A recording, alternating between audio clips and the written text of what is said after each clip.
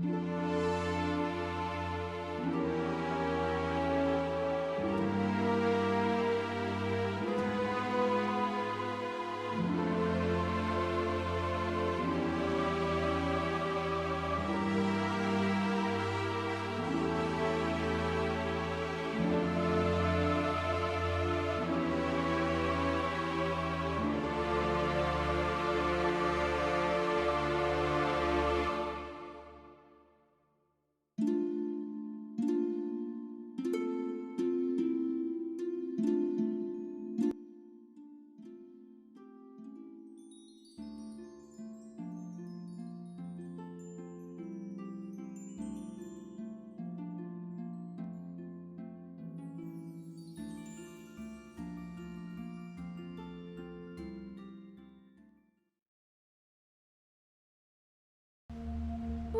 follow the moons, the wind in our sails.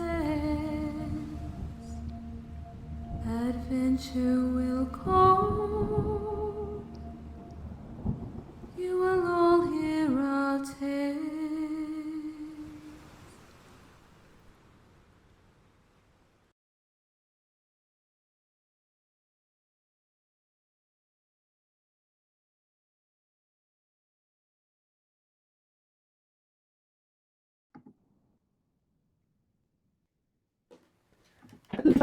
Hello folks, and welcome back to the channel for the newest episode of the Chronicles of Iridica. We don't have many announcements to get through this week, so we're going to dive straight through so we can get into the fun and games.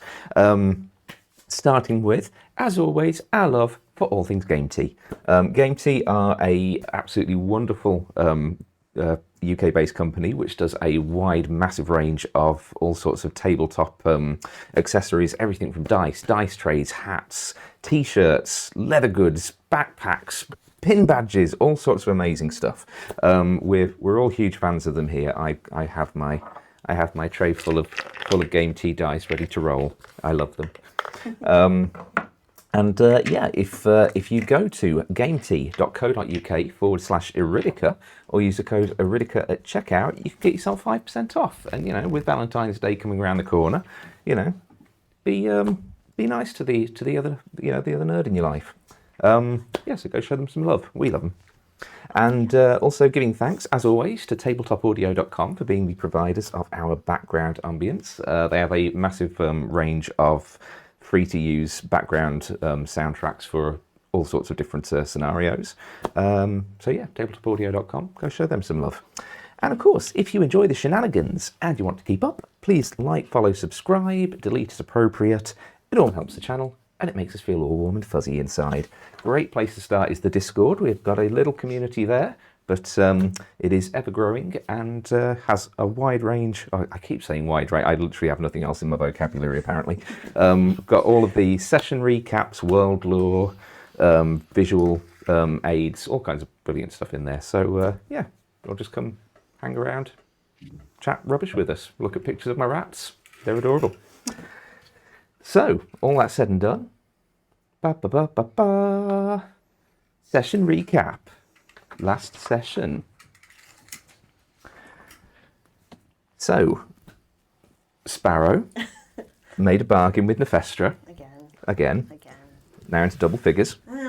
For one last drink with her Uncle Leon, finding herself in a tavern with him 15 years previous. On the very morning he crossed paths with Flynn's family. The encounter gave Sparrow some last-minute advice from her uncle and a degree of closure over his death. Meanwhile, Leftfield and Erebus questioned the detained Vasama. While she was insisting on being innocent in Leon's death, Leftfield was able to pluck the true name Zasina from within her mind. Asking Erebus to leave the room, she dropped the facade of Vasama, addressing Leftfield with respect and courtesy as a meeting between professionals. Zasina confessed to the killing, but revealed that Leon was accepting of it, freeing himself and his crew from a life on the run. She also shared her findings of the Crimson Eclipse, that none of their targets had ever been successfully restored to life, implying that their souls were someplace irretrievable. Bargaining for her freedom with the real Vasama's location, Zasina gave Leftfield one more piece of parting information, a direct connection between the person who hired her and House Shanlaran of Iridica. After returning from her bargain, Sparrow confronted Leftfield and Erebus about their handling of the situation with Vasama. With threats made and both crew members confined to quarters, the Endeavour set sail from Indrabor, ready to cross the skies to Fata Morgana in the Mirage Archipelago. And that is where we pick back up. Upon which Sparrow and Erebus, if you would be so kind as to leave the table. What? Okay. Okay. We'll Oh no. take these up and Excuse me? Do. I make plans. Okay. Goodbye, I suppose. Farewell. It's been fun. Enjoy your next ship. Okay, Leftfield. Wait, that door's not shut. That door's not shut. There we go. Leftfield. You sit within the confines of your newly designated space on the Twilight Endeavour. Perhaps a home, perhaps a prison, perhaps neither or both. The warmth of the heated bulkhead bleeds through your coat and spreads across your shoulder, a comforting familiarity in the still relatively new surroundings of this guild vessel. The wrathful tones of Sparrow still echo within your mind, the ire of someone whose demeanour flits continuously between friend and foe. As you dwell on them, another voice joins the fray, however, and this one is not an echo. This one is present, curt, every word deliberate and calculated. Undercroft's words reach out across the expanse and touch your mind. Operative Leftfield, Nexus Laboratory report overdue. Has the amplification serum been recovered? Our scrying eyes have located you aboard a skyship. Do you require assistance?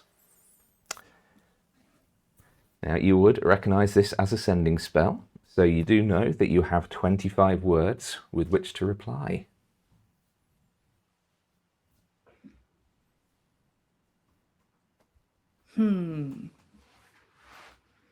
A chilly sort of smirk paints itself over Leftfield's face upon hearing the tones of her old mentor. Can I have a moment to compose my message, Of course, DM? you may. So I would expect nothing less. You know exactly how many words you have to use, and I would expect And Leftfield the to. serum, that was in my possession, wasn't it? It was. That was destroyed when Sparrow did the Thunderwave. Yes, I thought so. Yes, of course it was. So I'm without the serum. But you did recover at least like one page from the notes. You recovered like a single page from 5 different projects, if I recall, from the Nexus Lab, one of which was the enhancement serum. Very well.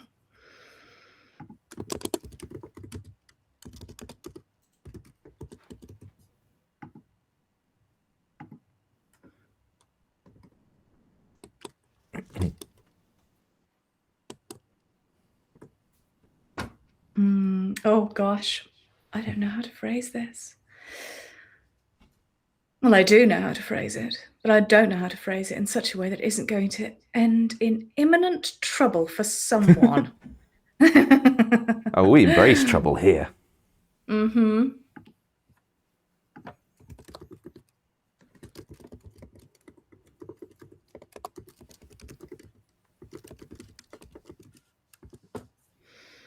Okay, I'm doing my word count.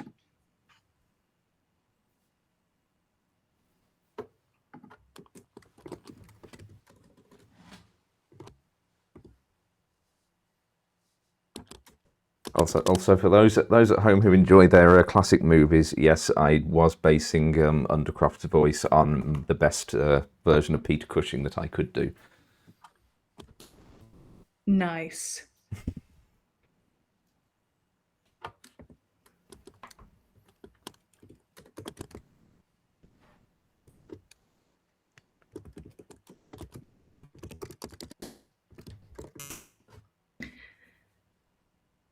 Very well.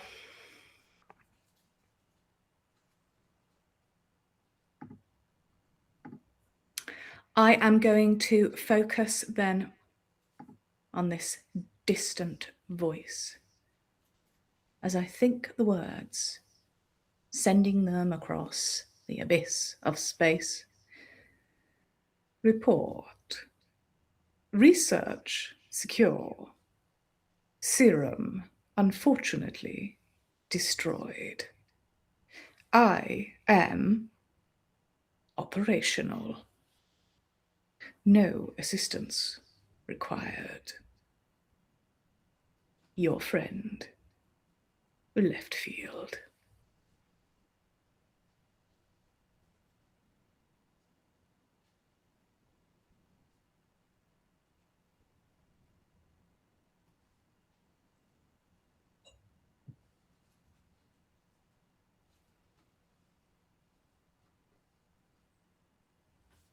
Okay, there is a delay of a few moments before there is another sending.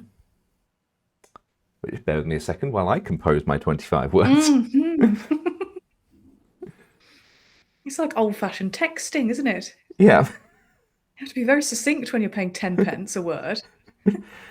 God, I remember those days, and it was all just on a single line on the phone. We didn't have letters on our keyboards in those days, guys. No, We had did to, have like, numbers. if Yes, we you did have wanted, letters. We had numbers. if you wanted like the letter T, you had to like press 7 4 times or something, didn't you? Yeah. Yeah. Oh, we're old. Yeah.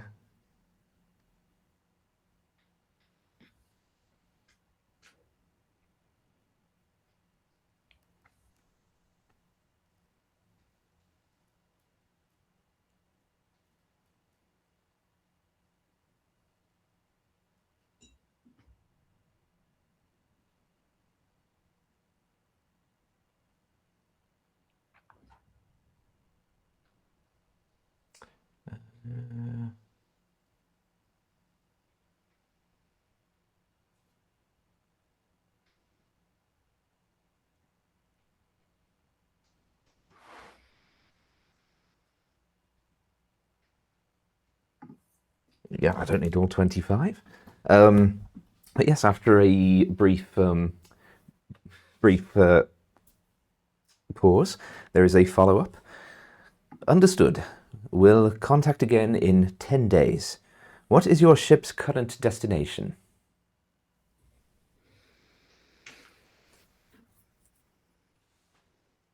I sit back thoughtfully for a moment. Twilight Endeavour, bearing towards Fata Morgana. Acting independently on interests of Iron Bastion. We dandelion seeds fly far.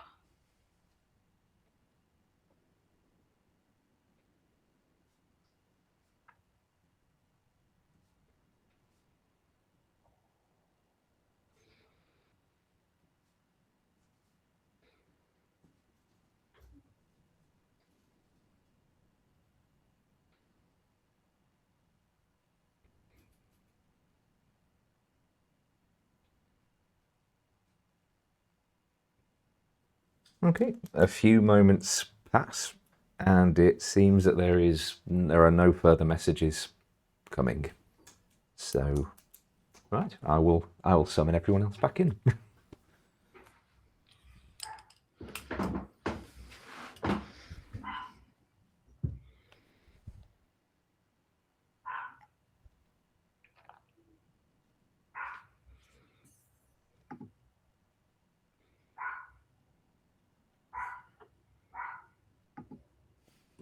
I hear someone yapping. Oh, I'm sorry, that's pretty. Can you hear that? I'm Yeah, amazed you can hear that. only faintly.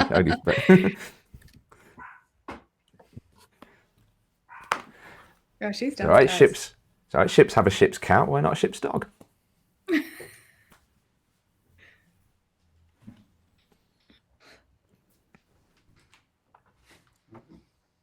Yep.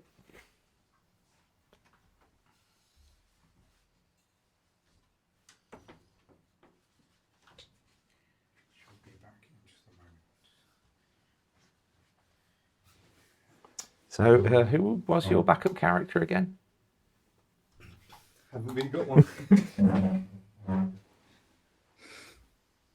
I mean, I've got ideas and stuff. Do not bully Actually work with. that poor girl.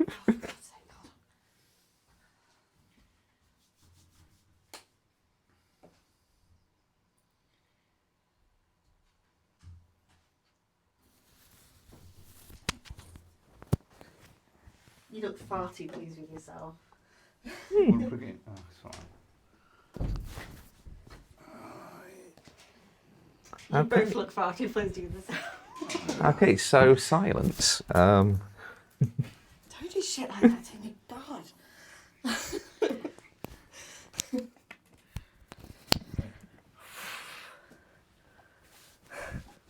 Okay, now that we can all hear each other again. Okay. Yes, so the Endeavour sort of departs late evening for the 5-day journey to Fata Morgana. It makes it a short distance before sort of anchoring overnight, so that Rahija can rest before the next day. And the next morning, the first full day of travel begins. Long rest.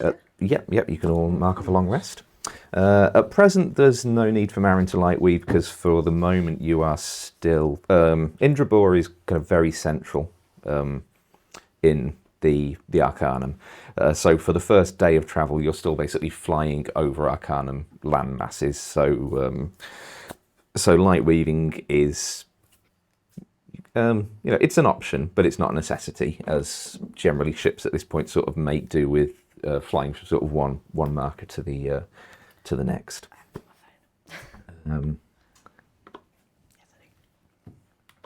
There we go. There's my leisurely sailing background music.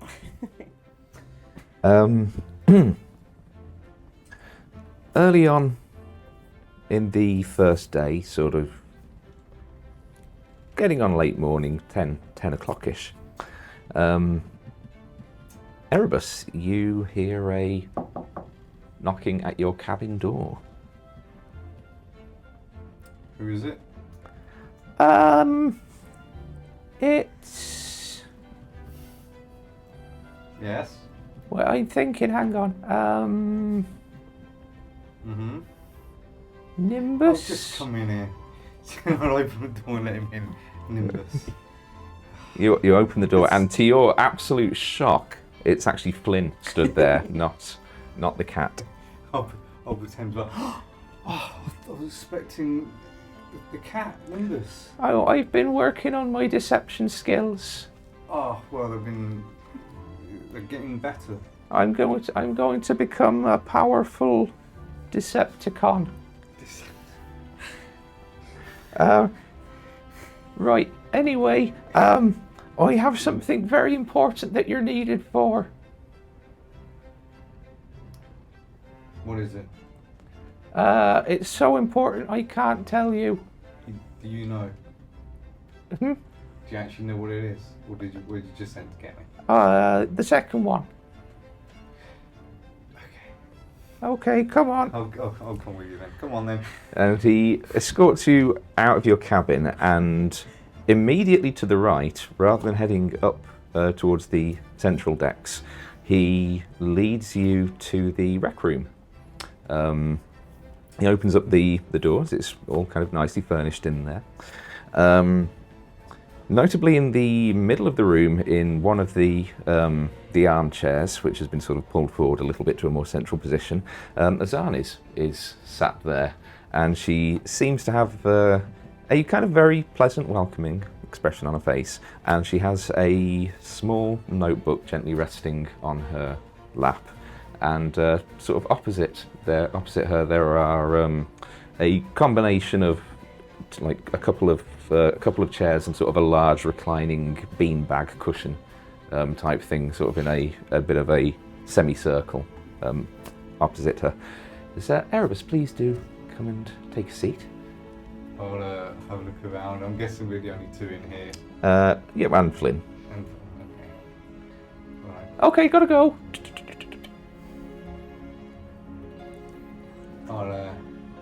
You said there was like a recliner sort of thing. There's like a sort of large beanbag seat Yeah. type thing, yeah. I'll look at that, and I'm guessing there's other chairs. Yeah, there's two kind of normal chairs and then I'll the go big to one of the squishy. normal chairs. Okay. And pull that kind of like 10 feet in front of Zana's and just sit there. Okay.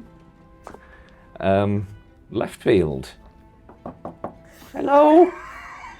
Hello. Left. Enter. The door opens, and you again see Flynn there. Hello. Hi. I'm Flynn. Orwick. I'm the morale officer in these parts.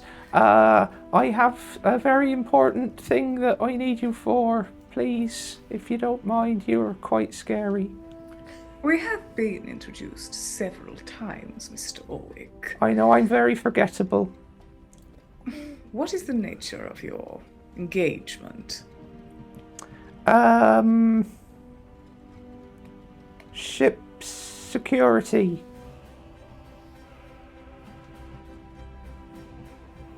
You are to serve as this ship's security? No, I'm morale officer, but there's an issue of ship security in the recreation room.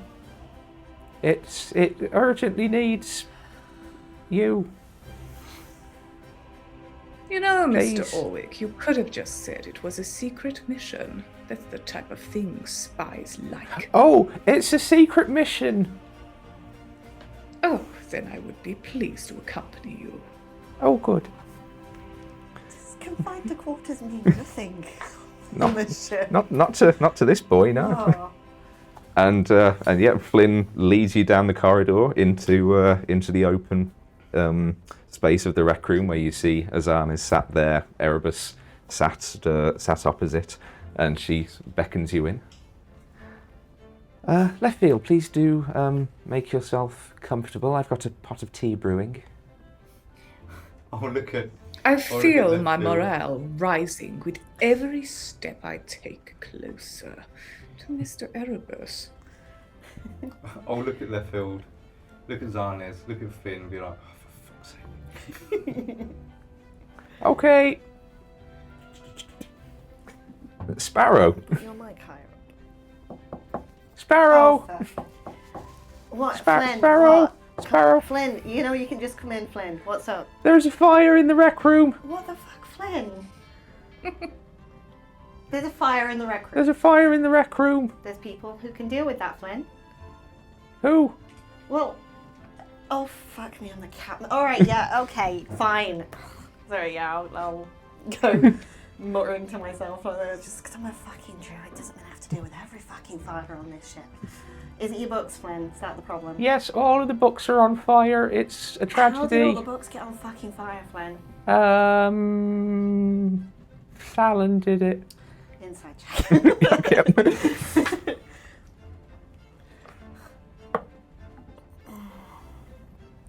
16. That is a 21.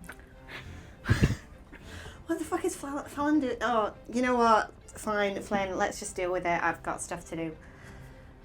Alright. Okay, yep. And you rush down.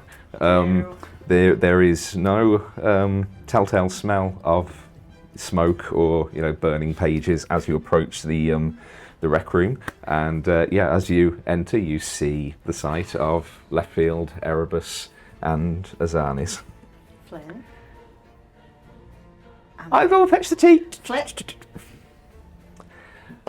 Captain, if you would be so kind. What's the meaning of this? Confined to quarters means confined to quarters. I take it then you didn't authorise this then? I did not. I'll go back to my quarters then. I'll go to stand up. Actually, if you wouldn't mind, Flynn suggested that a bit of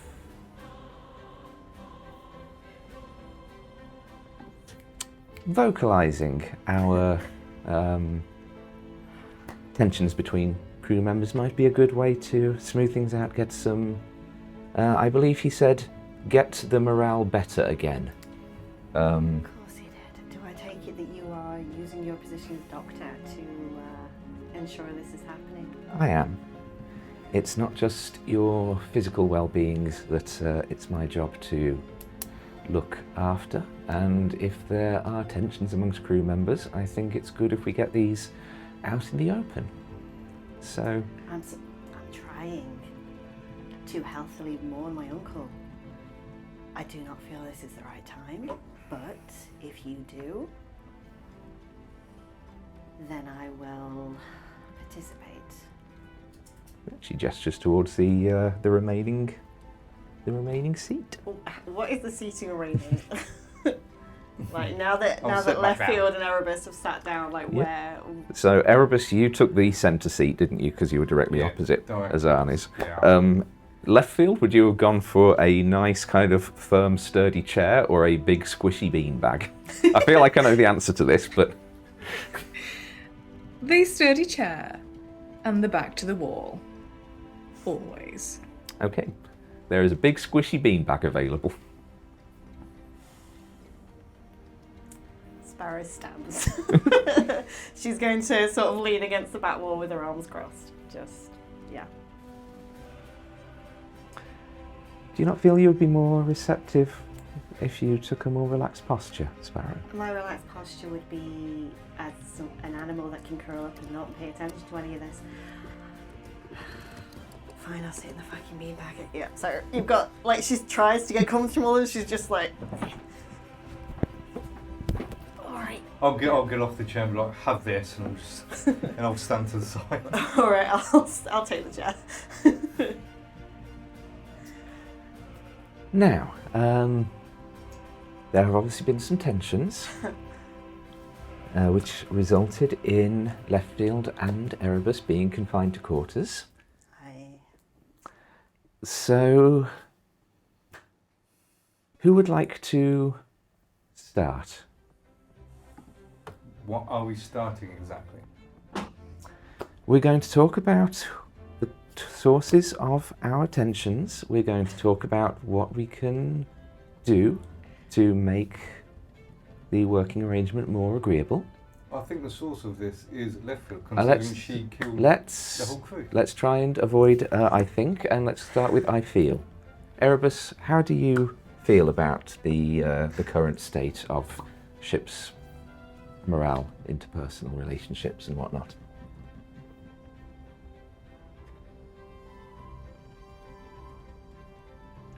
I don't know, I've yet to process this. So do you often have trouble processing your feelings? Oh no, she's good.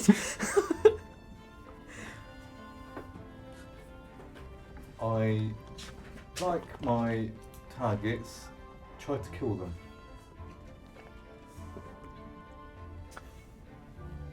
I'm usually successful. But you're not here on this ship to kill anyone, are you? So... Unless the captain authorises it. And do you feel that killing is all that you have to offer the world? Do you feel it is all you have to offer the people in this room? I mean,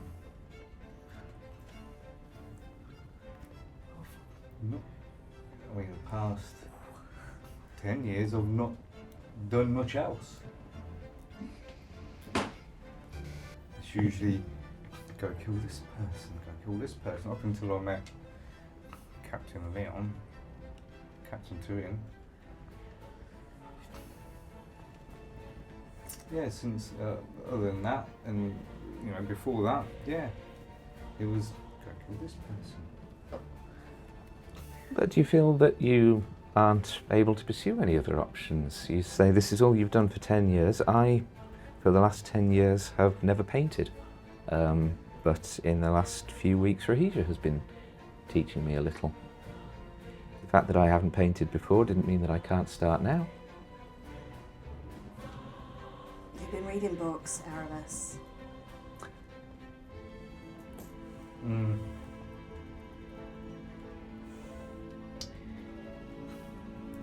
Yes. Well, that ain't killing, is it?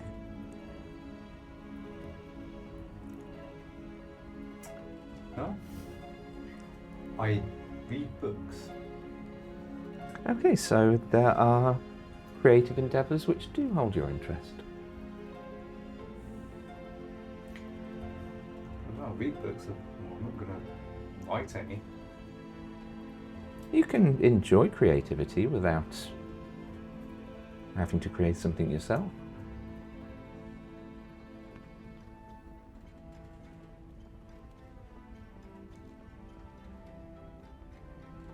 Okay, let's move on. This is. Looking at everyone now, like this is okay. Okay, Leftfield. I know this has been quite the transition from the Iron Bastion to being on a guild ship, and quite the different change in lifestyle. So how has your experience on the ship so far made you feel? Well, I feel that this is unnecessary, Doctor. But I also feel as though I will comply with your questions. My feelings.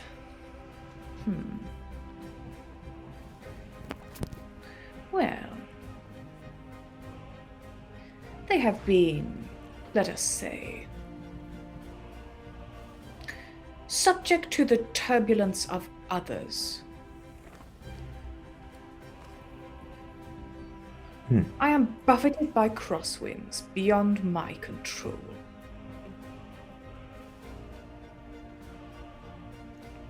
So you feel you are, at this point, no longer the master of your own fate, as it were? Sorry, I didn't catch that. Sorry, so would you say that you feel that you are no longer the master of your own fate, as it were? It is difficult to say that one confined to quarters is a master of anything apart from plentiful free time.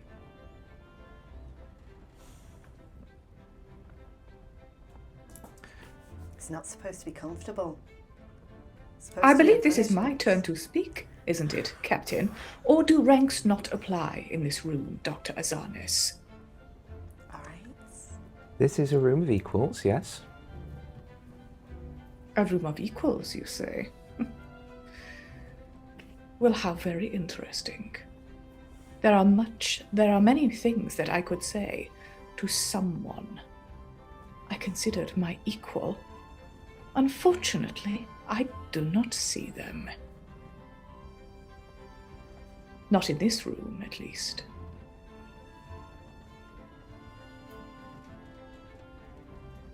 So do you feel that somehow the other members of this crew are beneath you?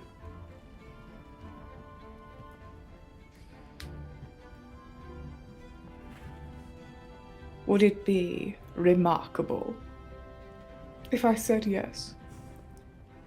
I think I have demonstrated that they, in fact, are.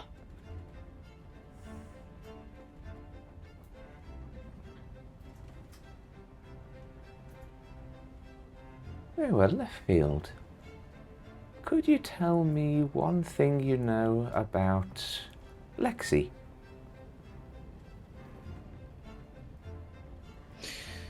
The girl in the engine room, correct? That's her.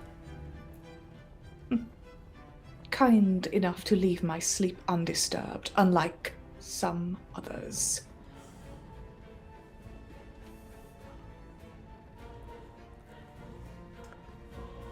So the first thing that you say about her is an act of kindness. And yet you declare that everybody in the crew is beneath you.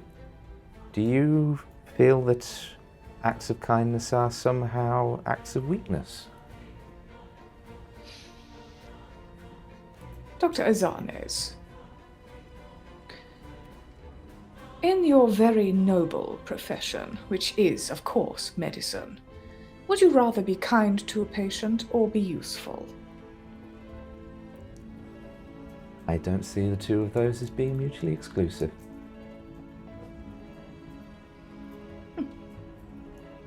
But what if they were? Which would you prioritize? I would prioritize being useful, after which I would prioritize kindness to them and making sure they understood my reasoning. Excellent. Then we are of one mind. We ought to prioritize being useful.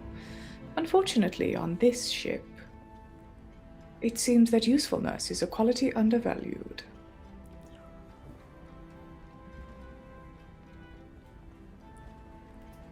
Sparrow, how do you feel about Leftfield's usefulness, as they say? Usefulness. Wow.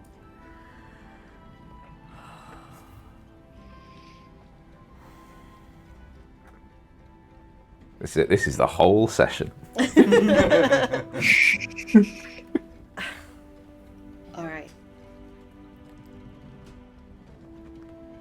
They've done more. Sorry, I've got the tea that you asked for. Specialty or regular tea? Well, this one's the regular tea. All right. I'll have some regular tea. All right. I do have some coffee as well, if anyone would prefer. Special or regular? Special. Take the specialty away or the coffee away. We don't want it in here, please. Regular tea then. Here's a chance for Leftfield to be useful. She can test it. They can taste the tea to make sure it's not poison. They won't drink the tea, Erebus. No, because You should if know- they don't drink it. it's- Erebus, this is Sparrow's time to talk. See that right there? I know more about them than you, and you've spent more time with them than I have. Look, you're not wrong, Leftfield. And you were not wrong. Leftfield has been useful, more useful than a lot of people I've worked with, in terms of what we've encountered since encountering them. However, I think you'll agree that their entrance to the crew was less than ideal, and the strain of trust has been difficult. And in less than 24 hours, they let not one but two people who grievously harmed my uncle run free. They were not wrong in that decision, but as a person with feelings, whose family was hurt, who trusted them, I feel like perhaps my feelings were not adequately considered. And I forgave them the first. I trusted them with the first. I said to Leftfield that I trusted their judgment. And then my uncle's actual murderer not only walked free, but the two of them made a fool of me. In that moment. Why is it that you feel that they made a fool of you? Because they were laughing at me. Because she was on this ship treating me as a friend, acting like a bumbling fool to gain my sympathy, and she got it. She was a beloved member of the crew. You can't deny that. You were probably fond of her too, as I was. Going back You said that Leftfield and Zasina. That Leftfield and Zasina were laughing at you. Did you witness them laughing at you? Or are you assuming that they were laughing at you? How could they not? So you are assuming. Alright. Leftfield didn't laugh. But as someone who spends the majority of this ship telling you how much of a piece of shit you are because you don't match up to what they expect you to be, and then they set something up so you prove it, what does that say? She walked away and let me deal with that. She let me walk my uncle's murderer to freedom. With no muss, no fuss, nothing. Has she given an explanation as to why? They have.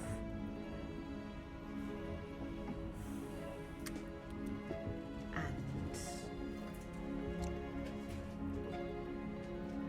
realised my mic's still muted because I was eating Smarties. alright. Oh, I've unmuted now. It's fine. there we go. Yeah. They had the right reason to do so. And they were not wrong. That doesn't change. That's probably more of a reflection on how I would have reacted. I would have fucking killed her. And then Vasama would have died. The real Vasama would have died.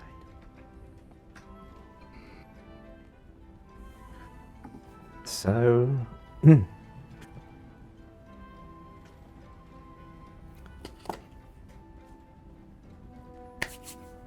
I understand your anger at someone who dealt such a grievance to your family being let go. However, you have conceded that the decision made by Leftfield was the right one for the good of the true Vasama. So my question to you, Sparrow, with no judgment at all, is what would you have preferred to have been done differently? I do tend to look at Leftfield.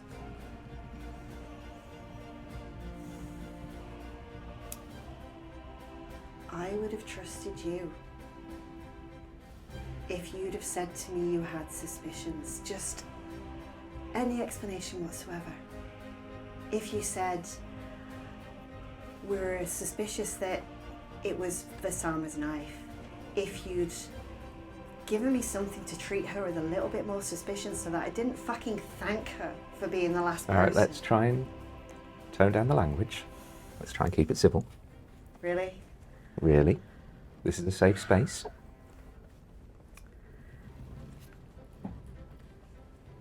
I thanked my uncle's murderer for being the kind person and for being sweet and innocent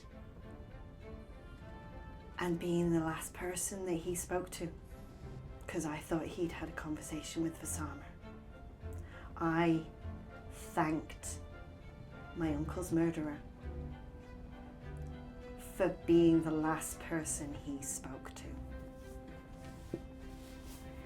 Any warning that she was not who I thought she was, any warning that there was a bit of suspicion, I would have held off enough to have gotten her back to the ship and had a private conversation with you in Erebus and found out what it was before. I wouldn't have, if I'd known she was my uncle's killer, yes, I would have I would have, her blood would have been spilled on the deck and Vasama would be dead. But if you'd given me the credit of giving me enough warning to know that maybe it wasn't, you knew for sure, but you didn't have to tell me you knew for sure. You could have said there was reasonable doubt. You could have said you didn't know, you hadn't found out. I would have given her to Azanis to be taken care of. I would have maybe had Erebus stand guard and then we could have had a conversation. Are you telling me she could not have gotten out of that and Vasama couldn't have gotten away? Had you not fulfilled your side of things enough to save Vasama if you did that? Instead, you had me believe that she was Vasan.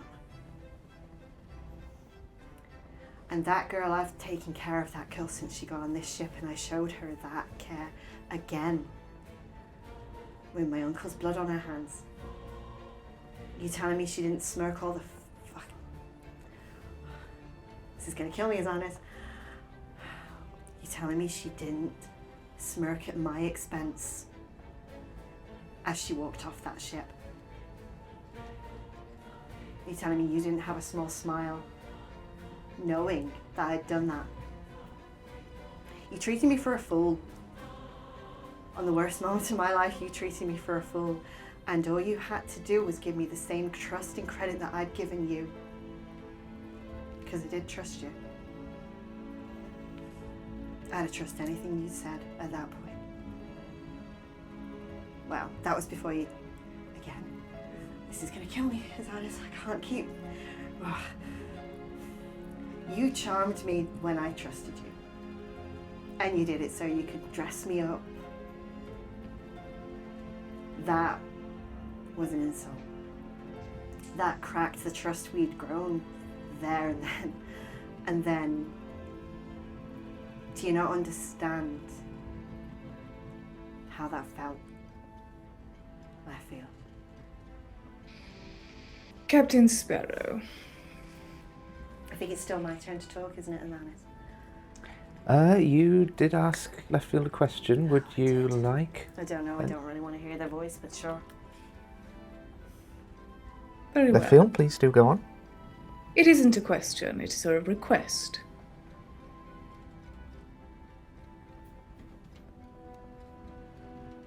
Go on. I wish to be confined to my room again. This is unbearable. Oh, you have to face up to what you've done. Haven't you had to do that since you arrived on board?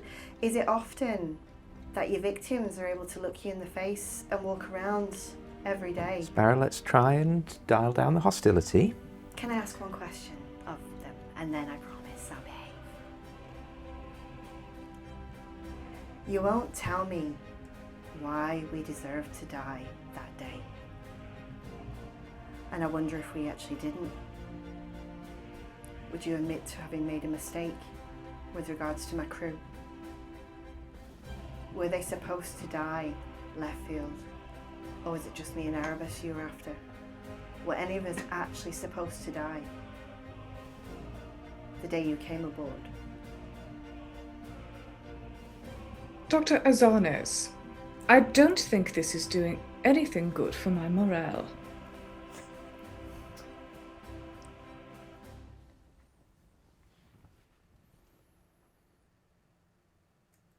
Do you feel that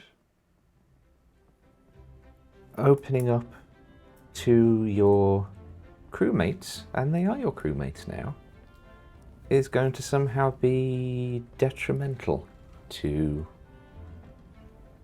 functioning on this ship? Dr. Azanes, I am a spy. Think pragmatically about your questions. You are a spy, and Erebus is an assassin. Sparrow's a woodworker. Who we were when we came on board this ship doesn't need to determine who we are every day.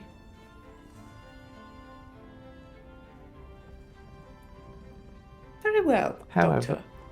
If you wish me to open up, then perhaps I will. But you were not witness to what occurred last night, were you? Not first You see, hand. when your beloved captain could not outthink me or out-argue me, she reached for the only authority available to her. Do you know what that is, Dr. Azanes? Something you personally dislike, I think. It is violence. She raised her hand to me. It was small of her. We don't disagree there. Yes, I did. And why did you feel the need to resort to violence? Because my uncle was dead, and they just told me that they had allowed me to walk his murderer off the ship, fully knowing that that was what they were doing. What pleasant little lies you tell yourself, Captain Sparrow. Why don't you tell Dr. Azanis the truth? You slapped me because you wished to feel powerful. Do you know what? Yes. I did. And why would you blame me for that? When you made me powerless, when you made me helpless. I will blame anyone using another's body as a site for their frustration and violence. I did not defend what I did. You're right, it was beneath both of us. I said as much. I regret it. You did not deserve it. I know what you did was right. I am nothing if not trying to overcome the base instincts I have, but But you I honestly forget, tell you. Captain, that I can hurt you, too. You did. You have since the moment you came on this ship. No, I can hurt you more than that. You cannot. You see, that sound, that crack of your hand hitting my skin, that was the sound of you losing me forever. I never had you to begin with. You made that very clear. I am going back to my room. I You are expect not. to be confined there. You are not. You will I stay thought here. Dr. Azanis was quite clear there is no rank in this room. You have no authority over me. here. Hers is the authority I am talking about. And she said you stay put, therefore, you do. Dr. Azanis? I wish to leave.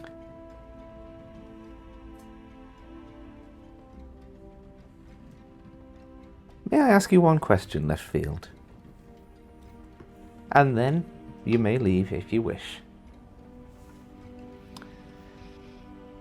Do you truly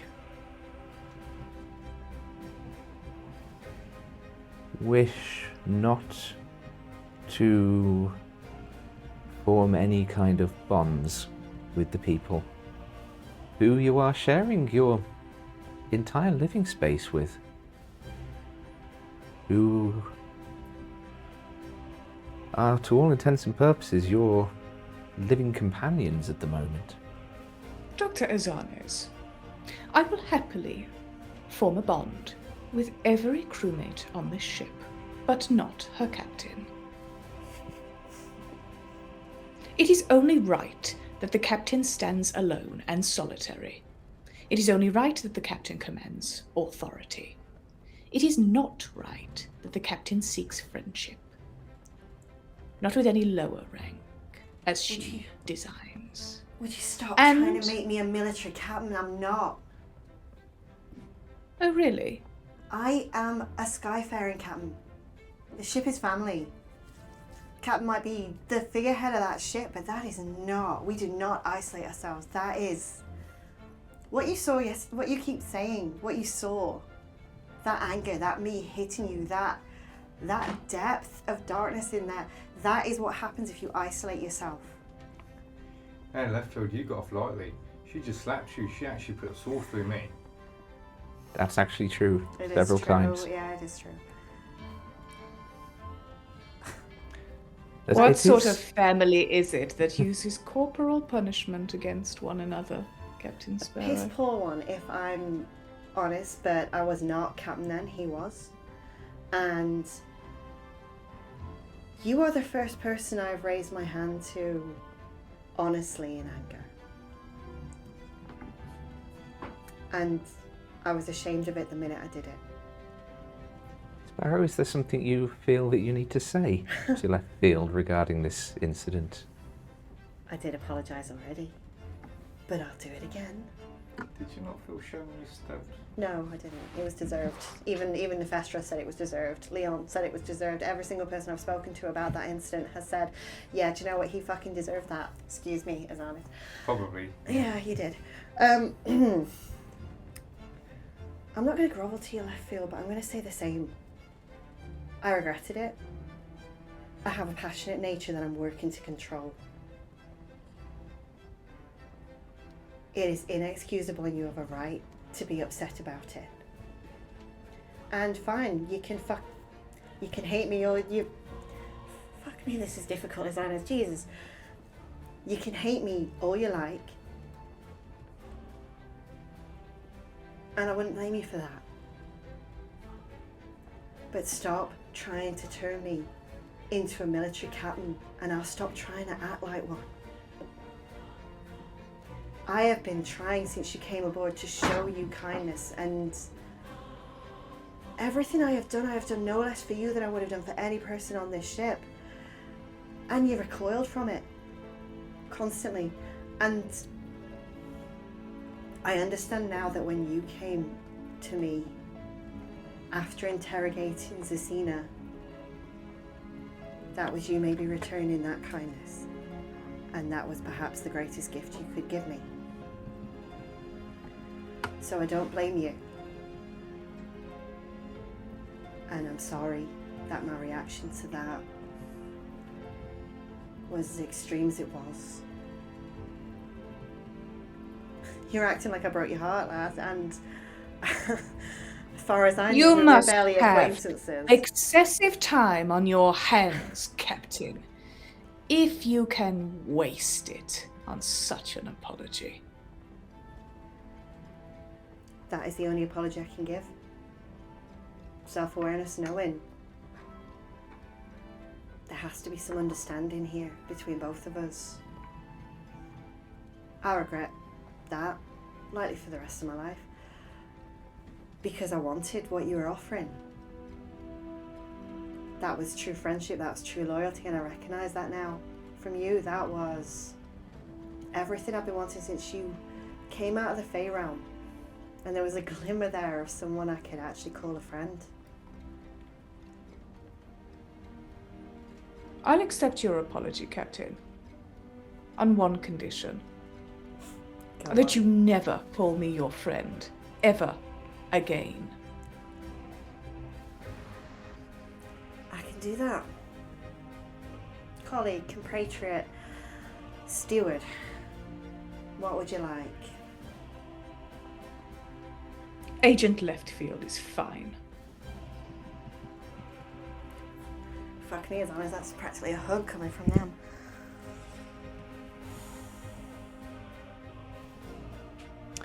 Well, I can't say that this has been quite as productive as I'd hoped, but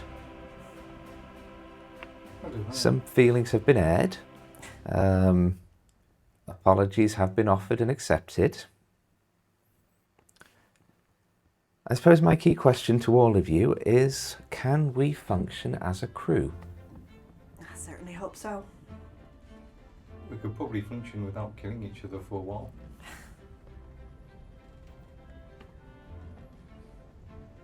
Of course we can. Our motivations still lie parallel. Excellent. Well, I need a fucking drink. And she gets up and just snaps her notebook shut and just exits the room. As she opens the door, you can sort of, like, Flynn is just sort of sat there on the other side, just curled up, just, I think you all did very well in there. Flynn, we need a conversation.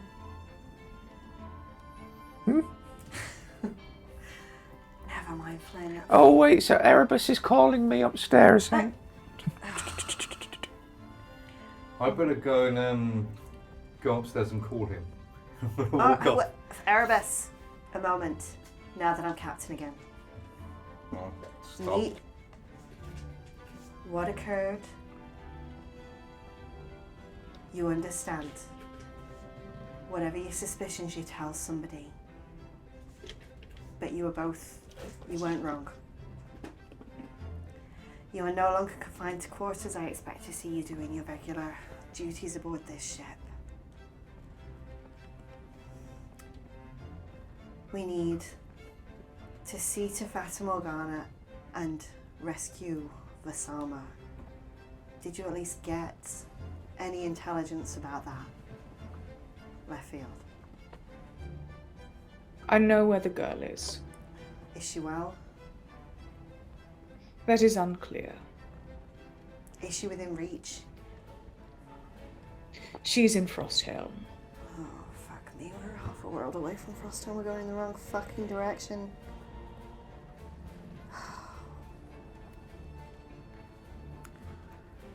How long can she last? Can we get a message to her, to anyone there, to go get her? Make a general intelligence check, please, Sparrow. Oh. Natural one. I have coin of curses. Was it us? Leftfield and Erebus notice as like one side of Sparrow's face begins to sort of droop slightly, and she can't raise her arms above her head. It's the stress. The stress. Alright, Frosthelm, we can I don't know. There's no one in fucking Frosthelm we can call. Frosthelm's huge. Ugh. Erebus make an intelligence check, because you've actually been to Frosthelm as well, so. Frosthelm's pretty. Intelligence. Mm-hmm. Or history, actually, Well, if it so makes a difference. Either 7. Oh god, this is going great. 7 with a 7. You're at least kind of you do remember that there is at least a Skyfarer's Guild Hall there. So. Could contact the Skyfarers Guild and maybe speak to the kobold that was. Oh fucking Oriscott, no. Alright, do you have He was any... at the he wasn't at the Oh, Skyfarer. no, He was in the Couriers. courier. Yeah. Oh, that was cool. Alright, do you know exactly where she is in Frosthelm? Do you have the details? Is there a way we can get someone to go get her and get her to catch us up somehow, assuming she still wants to join the crew? What state is she in? I'm going to unfold Zesina's note Mm-hmm. and pass it to Captain Sparrow. Okay. It is a short note written in a hurry.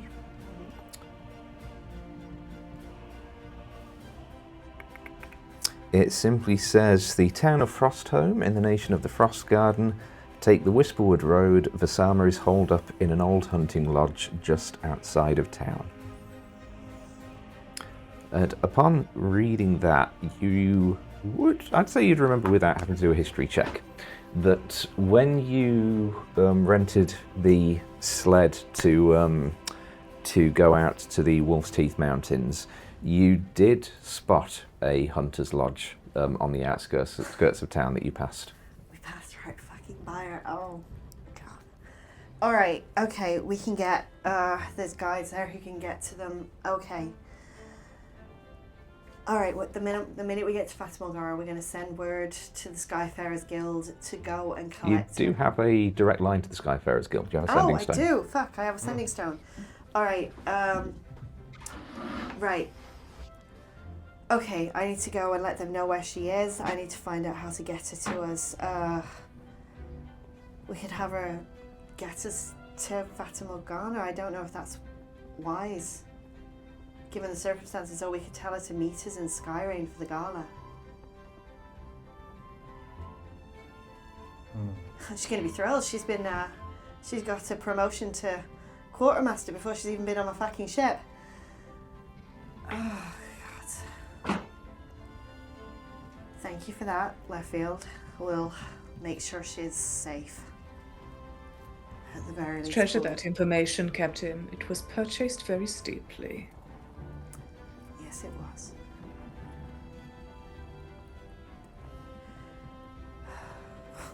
What do we tell her when she's aboard? This is going to be very interesting. Don't know if I'll be able to look her in the face. Oh, I don't know what I'm going to do. Does she even look like Zesina, do you think? I wouldn't expect so. Alright.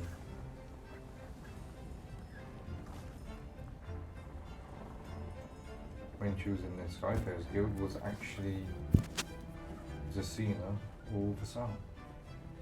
At what point was... We won't find out till we meet her again. Alright. You no doubt want to be far away from me. I've got work to do. You're both free on the ship. You're not confined to quarters anymore. I understand, Leftfield, if you wish to forgo your stewarding duties from here on. That's understandable. We are in need of a new quartermaster. For the time being, if that interests you at all. If not, myself, Azarnas and Rahija will be splitting those duties between us. I'll await your decision. Have a think on it. Sit and read a smut book if you really want. It might, calm all of this down and... Contract of the Heart was good. Listen to Erebus. And Sparrow's gonna walk out and head straight to the office and pick up the sending stone.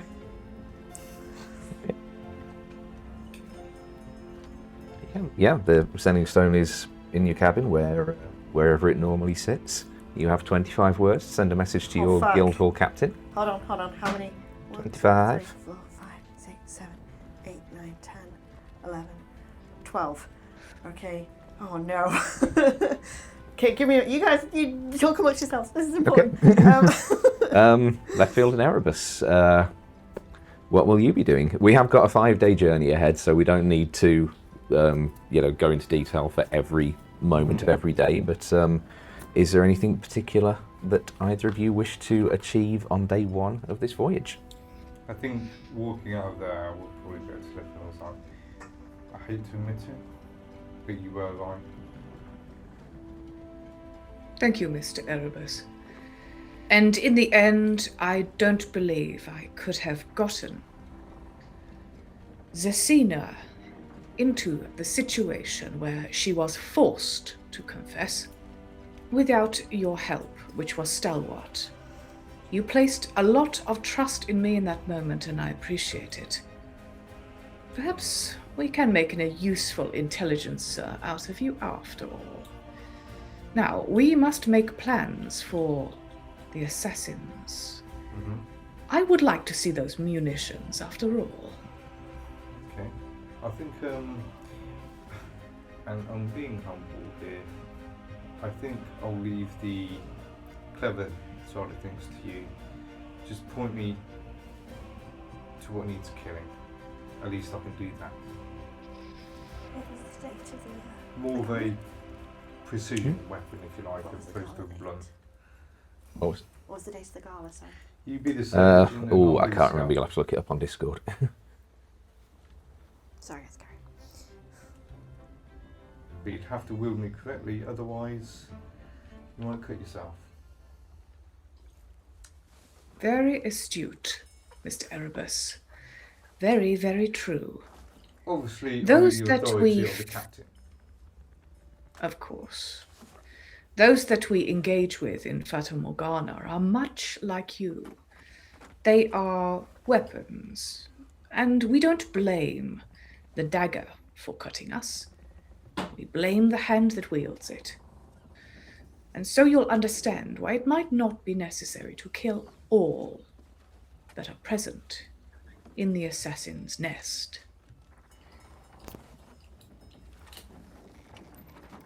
I know, but if I can, I will.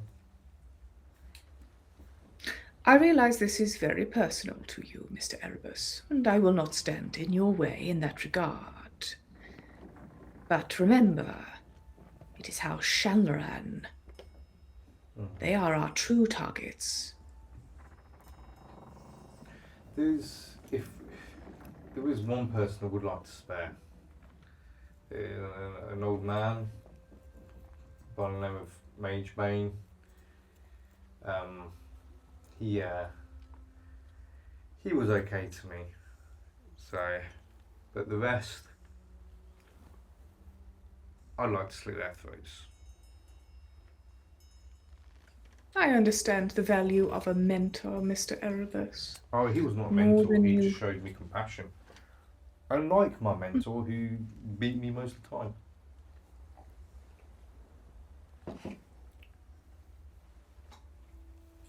It is a sorry thing to say that most effective weapons are made in the forge, where they must be struck repeatedly until they take a sharp shape. This is regrettable. I am sorry that you endured it.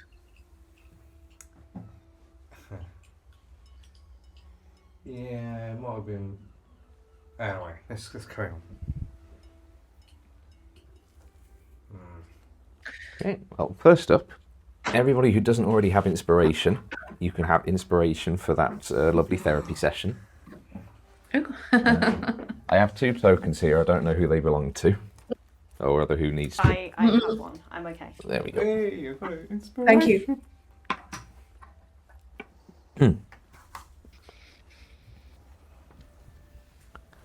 Okay. Unless anybody has anything else they wish to do on day 1. Okay, I have my message. Oh I yes, have my sorry. Yep. message. Go. Would you count Whisperwood as 1 word or 2? 1. Good, thank you. I was hoping you would say that. Okay, so Sparrow's going to pick up the sending stone, and she's going to say, Vasama Carmen, trapped, Hunter Lodge, outside Frosthome Frost Garden. Hang on. Yep. Along Whisperwood Road, Yep. rescue, have her meet Endeavour, Skyrain, Yep. by 15th Nebulonus. Nebulonius? Nebulonius. Yep. May be injured, confused. Okay. Okay. You've got 3 words left if you want to. Do I? That was 22.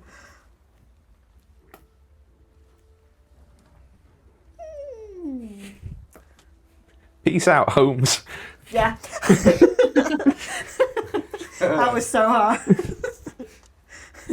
There's a pause, followed by. Please be kind, maybe. I don't know.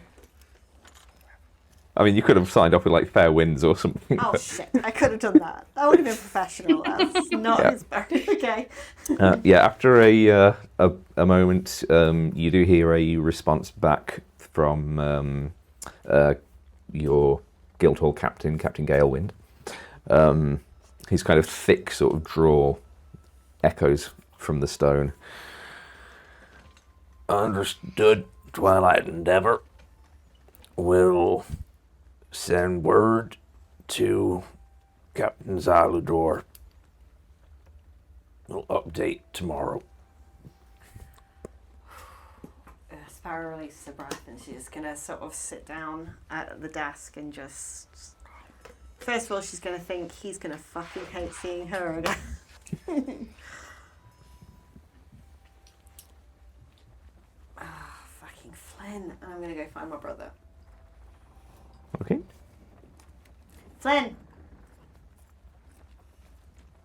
Flynn's not around at the Flynn. moment. Where is he? His voice is coming down from up in the crow's nest. I'm gonna sparrow and go up to the crow's nest. Oh, hello. Yeah. And then I'm gonna, pop out being a sparrow. I'm like, I'm Flynn Flynn. Warwick. Flynn. I'm the morale officer on Flynn. board.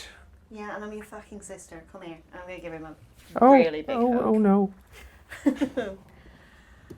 You are the most interfering little shit in the world. I'm the morale officer. And I'm glad you are. Thank you, Flynn. Thank you for attending. I hope that you and Erebus can put this behind you What? now so that your romance may blossom. Flynn, what do you think happened between me and Marin? You, Just you, out of curiosity, because you think... you were roommates.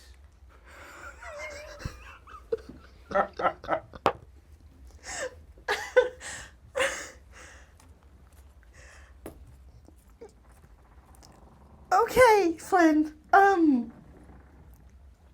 what do you and Lyra do? Because that was what me and Well, Marin I were doing, Flynn. Everything you and Lyra do, me and Marin were doing, Flynn.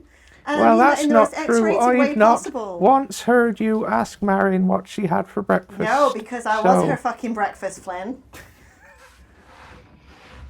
Do you understand, Flynn? Well, that doesn't make sense. Oh, Flynn, sweetheart, honey, darling. Oh, Flynn. Oh, is this because of the wild shaping thing? What? You know, like people who have like those little birds. Flynn? Flynn? Yeah. There are so many things I could say to you, Flynn, and none of them should ever be uttered live on stream. Sorry, brother. Flynn, darling, no. We were very much lovers, Flynn, and now we're not. So... Is it because of Erebus?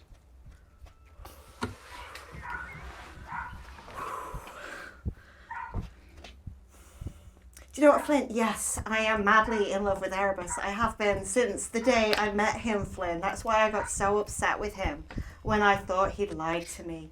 And my heart, Flynn, breaking every time I saw him with Visama. It was absolute torture, Flynn. So, yes, do you know what? Everything that's happened is because I want Erebus, Flynn. Oh, you let him know. Thank you, Flynn. Right. You're doing a great job at morale there, Flynn. I'm gonna go build I'm something trying hard. with wood because I just need to now. Bye, Flynn. And yeah, I'm I'm gonna just leave the crow's nest. Okay. Sarah's having a hot flush. So the first day of travel kind of draws to starts to wear on throughout the afternoon. As it's getting on into early evening, you do finally kind of clear the edge of the Arcanum, and Marion kind of proceeds to the front of the ship to set the course for the remainder of the evening. As she kind of shrugs off her cloak, you do notice something different on her back, in between all of the sort of thin sort of threads of scars. There's a very intricate, very ornate tattoo spreading across her back that seems to almost glitter with a metallic blue sheen. And as she raises her arms and the threads sort of burst forth from her back and sort of flick up skywards to connect with the iridescence above, you watch as the tattoos actually almost lift themselves off her back and just coil themselves around the threads, just sort of holding them more stably. And as she kind of calls out course corrections to Rahija, the ship is put on direction for Fata Morgana. The Mirage Archipelago is several thousand feet lower than the Arcanum, so there is kind of a slight descent to the ship's new course. But it begins its first night across the open void. Is the blood loss less? Yeah, there's still sort of a light misting, but it's significantly less than it had been before. When she's finished, can Sparrow go over? Yep. That's new. Oh yeah, I that was who I went to see when we were in. There is a tattooist in Hightown in Endeavour. His name is Eldrenor.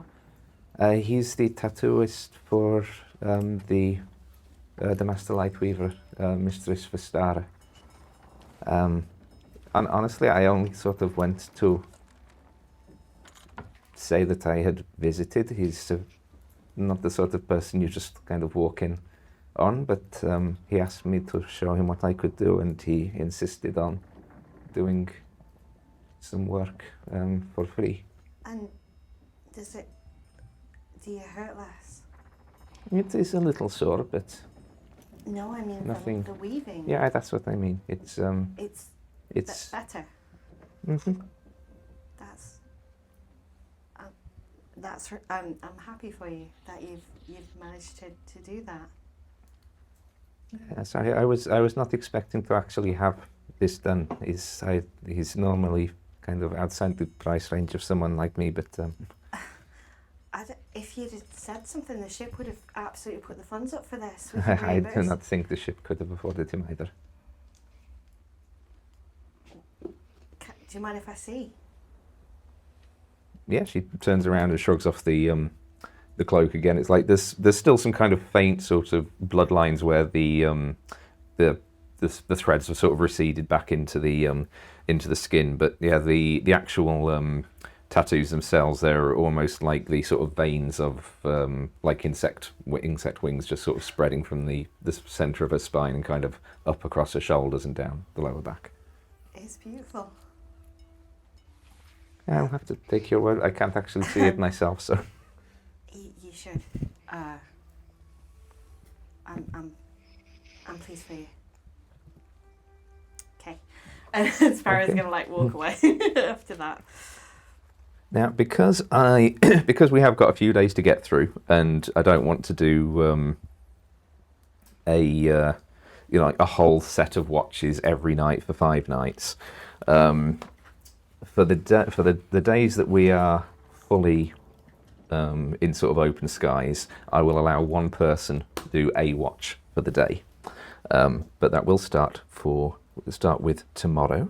Okay. So the second day of the voyage continues. Marin Lightweaves again, sets some more course corrections.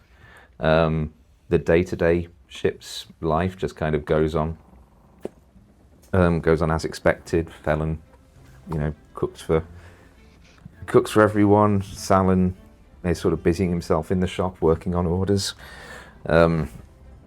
Lexi's at work fitting the new walls and whatnot to convert part of the cargo bay into a kind of passenger compartment.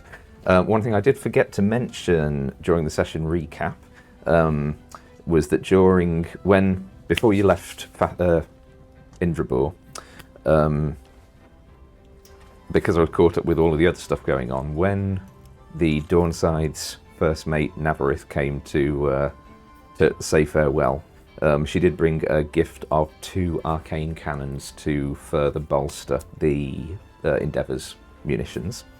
So Lexi also works to have those kind of fitted onto the upper deck, seeing as the new plans for the cargo bay conversion means that they wouldn't actually be able to get them on the port side down below, at the starboard side down below anymore. One thing I will do when we get over the abyss at a point is I'll probably wake Flynn up in the middle of the night after everyone else is asleep and just be like, right, okay, I just need you to clean this out in a minute, and I'm gonna take the head and just kind of like yeet that into the abyss, and then the arm as well. It's just like, hi Evelyn, and just say the arm. I'm like, clean it, it stinks, it's disgusting. Prestidigitation. Thank you, Flynn. Okay, and yeah, that's Okay. Do you want to say a few words for? I know Evelyn. You remember Evelyn? Do you want to? That was her arm, Flynn. If you want. Oh. If you want to say a few words, it's still falling. You can sort of see it. Goodbye, Evelyn. You were the best of us. Was she? Yeah. Oh, well, I suppose that's not too difficult. Do you want to come talk about it, Flynn? We'll get drunk. All right. All right, let's go. Yeah. So Sparrow and Flynn spend a night drinking. Yeah, we do. About midway through the second day, you hear...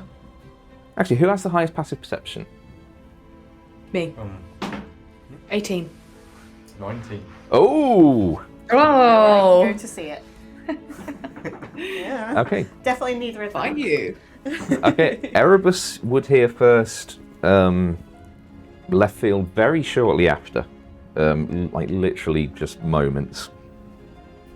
Off the port bow, in the distance, I say with your passive perceptions that high, you'd register that the sound is coming from, as well as a far away off in the distance on the port side, probably at least a few hundred feet at a lower altitude than we're currently cruising at. The sounds of cannon fire. Just a very dull,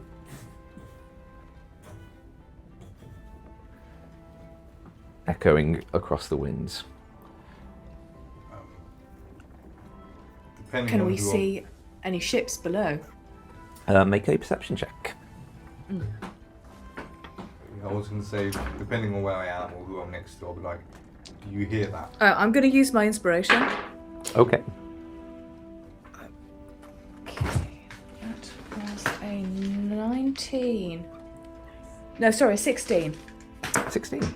Yeah, you do see. Probably about 300, 400 feet at a lower altitude, and quite a distance away at this point.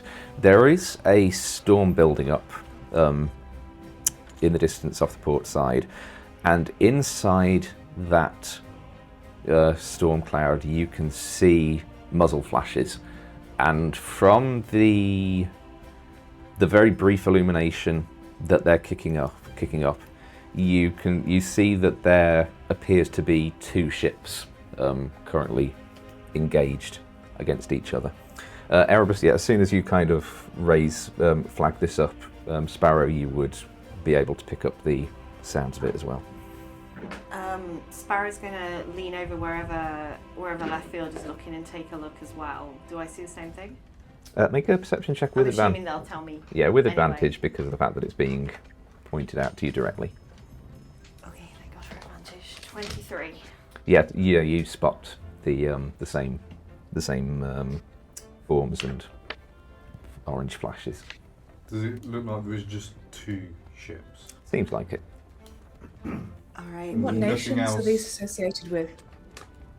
Where we are, I'd say. From this distance, all that you can see is just the shapes of the rough outlines of ships and the flashes of muzzles. I mean, in terms of positioning, you are kind of between the Arcanum and the Mirage Archipelago, but it could be pirates, it could be independent trading ships. At this distance, it could, in theory, be naval vessels from the Arcanum, the Mirage Archipelago, perhaps even the Coral Kingdoms. So from here, it's difficult to gauge the allegiances of whoever's involved. Do I have an idea of which pirate faction favours this area? Make a history check, actually. That is a very good question. 14. 14. Just 1 second. So I do have my lists of which factions patrol which areas of the sky.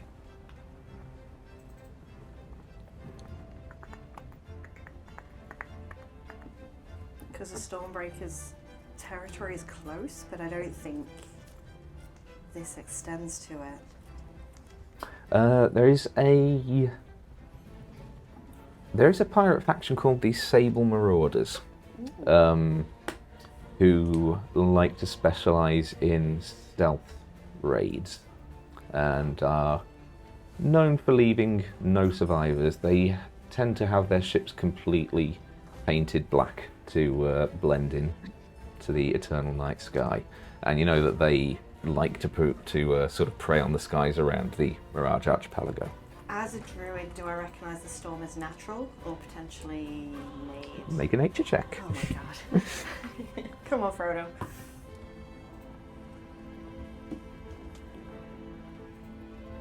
"13. 13? With a 13, it's difficult to tell. There's nothing overtly unnatural about it. There's no, like bright purple lightning striking through or anything like that, but that's the most that you get with a 13. I turn to Leftfield and I do say, if it's who I think they are, they're not going to leave any survivors. It's best we avoid as much as we can. I don't want to put the crew in unnecessary danger. Do you agree?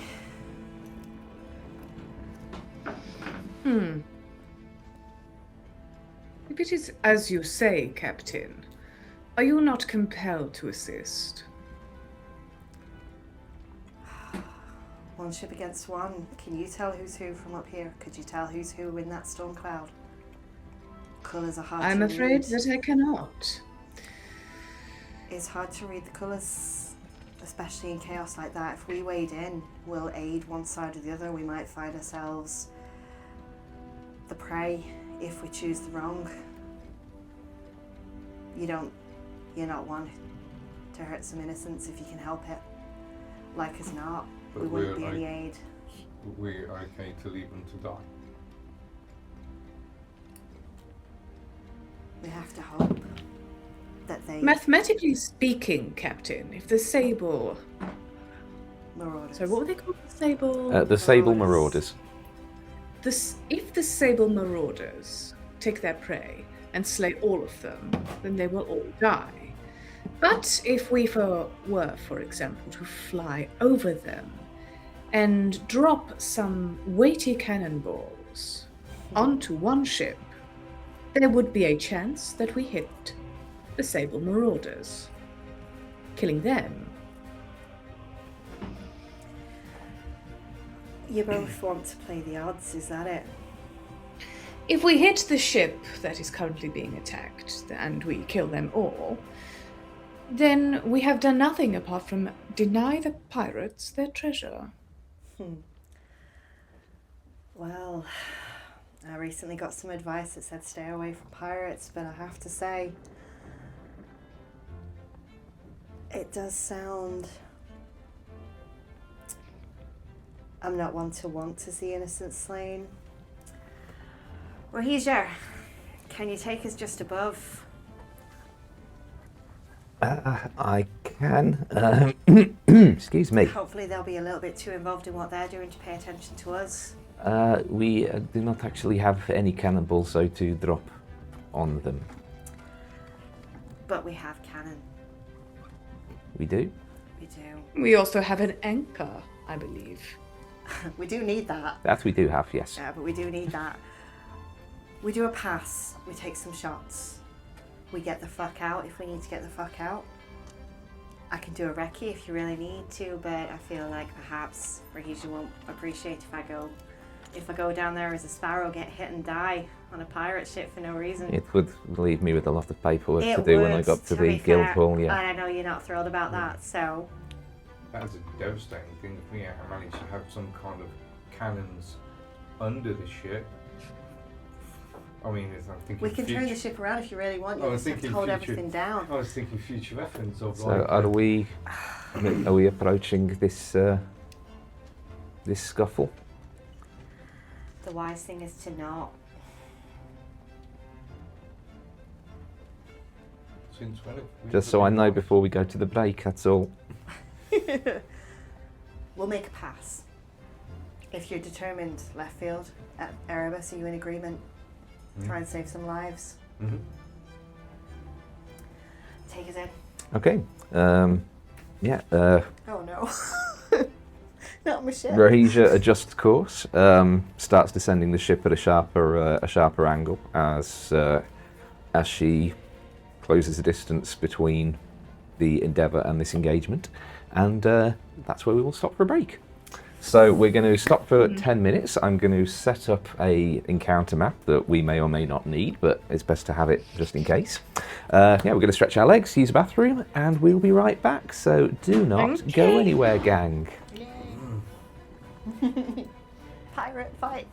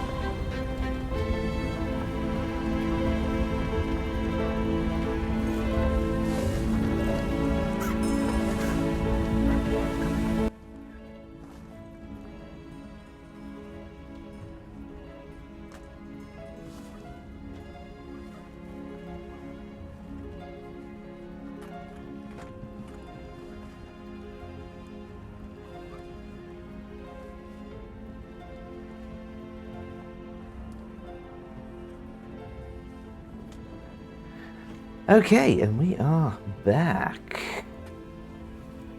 Do. I think that is all done right. Where's my cursor? There it is. There we go. Sorry that went on a little longer, folks. Had a little bit of a technical hiccup. That's so unlike our stream, isn't it? Yeah, so Rahija begins manoeuvring the Twilight Endeavour in the direction of the engagement that you've seen. And as you get closer, the effects of the storm do begin affecting the ship. The Endeavour begins sort of getting buffeted a little by the winds. The sails are flapping wildly. The ether flux core that powers the majority of the ship's functions does kind of keep the Endeavour steadily on course. It's just being rocked a little bit. The rain starts lashing down on the deck, stinging your faces. In amongst the cannon fire, you do hear the intermittent crack of lightning striking. And as you get closer, you do see there seems to be 2 ships involved in this engagement. The one closest to you does appear to be a pirate vessel, a little shorter than the Endeavour, about sort of 60, 70 feet long. It's flying colours that don't seem to be associated with any of the major pirate factions. It seems to be an independent ship. And the vessel on the far side of it looks to be a similar size to the pirate vessel. A vessel named the Silver Gale. It's a very kind of sleek-looking silver painted ship. Looks to be probably a merchant vessel. And while there are still sort of cannon fire coming from the pirate ship, there is return fire coming from the Silver Gale itself. It does look as well from this distance as if the merchant vessel has been boarded and is fighting off some folks on the upper deck as well. What do you wish to do? So I will call for lifelines for our crew, considering we're in a storm, and I will give the order to flank the pirate vessel and place it between us and the merchant ship. I don't know if you need me to call initiative for this, but I will immediately do the order to open fire when we are in position. Okay. So as you begin to get closer, the pirate vessel, which as you get closer you see a name plaque on the side which says the Beckoning Void, seems to they do seem to notice your approach, and they actually begin to distance themselves a little from the merchant vessel in a sort of a lateral move to close the distance between yourselves and them. And I'm going to need everyone to roll initiative, please. Oh, fucking hell. 5. Okay. That's fine. 19. 18 for Leftfield. Okay. 19, 18. 30, 20.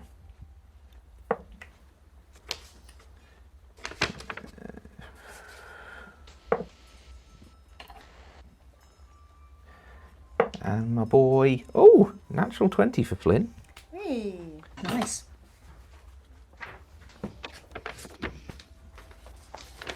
This is where I realise that I don't have his character sheet with me. Yeah. Oh no. I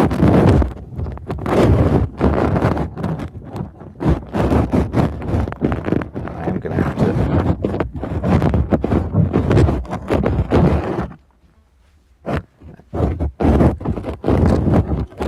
Oh, is there something scratching at your end, AJ? It's suddenly gone very. Oh, it stopped now. Oh, sorry. I think it probably was me just folding my piece of paper. Oh, okay. Yeah. I was just referencing my character sheet. I'll get the online version up. No, I mean it's alright. Just keep it a little further from the microphone. I think is all it needed. Yeah, sorry about that. No, it's all right. It happens. Right, I'm just waiting for Flynn's character sheet to load so I can see what his modifier is to his initiative. I am reading my spells like a good druid.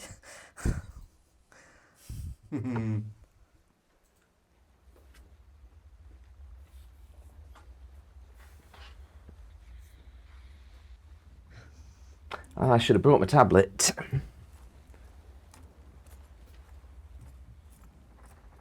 There we go. Okay, so that gives Flynn a 23. Oh, wow. Which puts him at the top of the initiative order.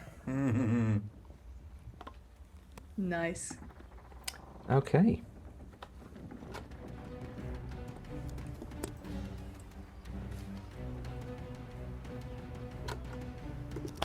So, let's see, we have got, let me just get my initiative sorted out. Sparrow, I suggest you make yourself comfortable. That's fine. I have spells to read. This is fine.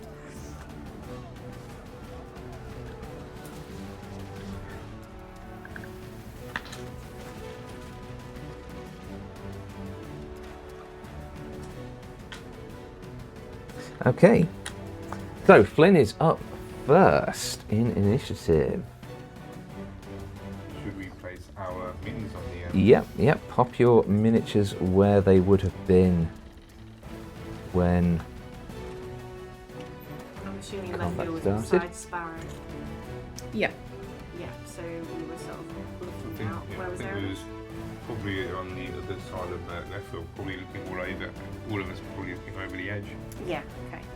Okay, now you do have the cannons on the port and starboard side as well now, which would they be... here and here?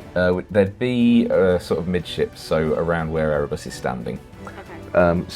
Seeing as most of your crew are kind of non-combatants, it does take 2 to operate a cannon. So if you want to choose 2 to basically man the cannon on the port side, while everybody else basically takes cover below decks, who would you like to be manning the cannon? Lexi, because she's got, she can fix any problems we've got, and I think Felon, just to help steady. Okay. And one Ivan is free. So they're like there. Yep. Okay. And I'll have they will go on your initiative, Sparrow. So basically, as a free action, you can shout at them to fire if you wish. Yes. Ooh, I like that. Okay. So Flynn is up in the crow's nest. As you pull up close, you do see there are 4 individuals on the upper deck of the Void, and Flynn is going to be a powerful wizard.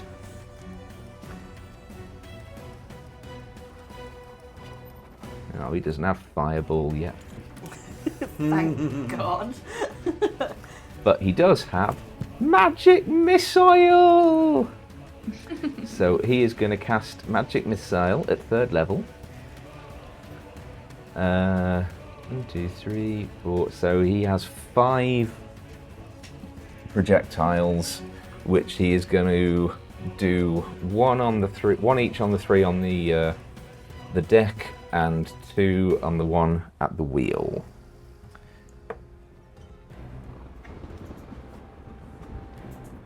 So, so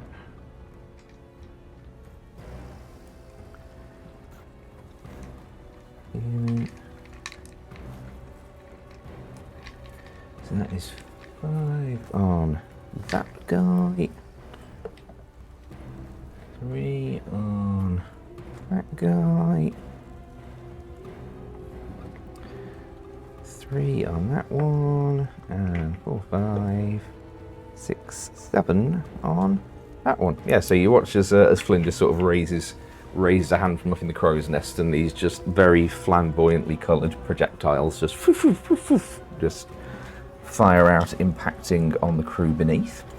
It goes on to the captain of the Beckoning Void, who shouts out an order to open fire, and you hear that the order comes from the bearded individual who is closest to me. He is just off camera for you, AJ. He's you can just about see the top of his head at the bottom, but he shouts the order to open fire. So the cannons on that side fire a 13 to hit the Endeavour, which I don't think gets through the hole.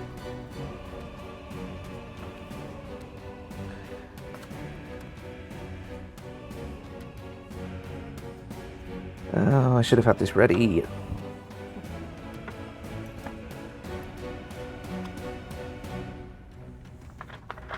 No, it does not. And then with the second cannon, that does hit for 1, 2, 3, 4. How much HP does my ship have? 300. So 7, 10. So 13 points of bludgeoning damage as one of the cannons just rips into the side of the Endeavour. What is the nature of these cannons? These ones, their cannons are just sort of black powder, just traditional black powder cannonballs. You've got magic cannons, which deal a significant amount more damage and don't require carrying troublesome kegs of black powder in the store, so they are generally considered the more preferable if you can afford them. But yay, they just gave us a cannonball. Yeah, you have one cannonball. We now have a cannonball. Quartermaster can add it to the ship's inventory. And he is going to he's going to move one space onto the magnet. Yep. And he is going to ready his crossbow to take a shot at the first person to act against one of his crew members. Erebus, it is your turn. Right. So, Also, AJ, let me know if the background music's too loud at all. I can turn it down. Okay. I'm going to go straight for the big guy, yes. I'm going to run up. He has not had a turn in combat yet, has he? Nope. You're boarding the ship. Okay. Yeah, that's fine. Yeah, so advantage because he's not taken 10 combat yet. And also my Dread Ambusher thingy for my Gloomstalker Ranger. On my first turn of combat I get 1 extra attack. Okay. So this could be my Quacksilver Blade. Oh, that is cocked. What's the number you can see on the top? It's literally like split down the It's a shame because one's an 8 and the other's a 20. I'm going to call it that side. What is it? That side. Isn't it? Reroll and we've got it. Yep, we need to keep this moving. So 15 plus 7, 8 size, which is 23. Yep, that hits. Also, so that is 1d4 plus 5. Oh, my sneak attack as well, which is 2, 6. Leftfield, you will be up next. Mm-hmm. So, damage. Oh, that sucks. That's 9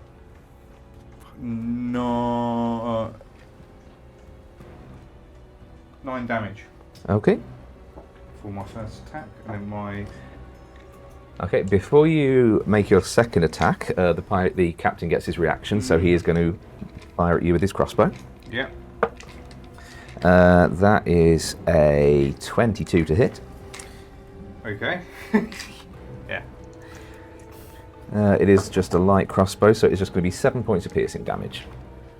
Yeah, as you sort of sink your dagger into the individual in front of you, the captain just turns and and just this bolt just pierces through your shoulder.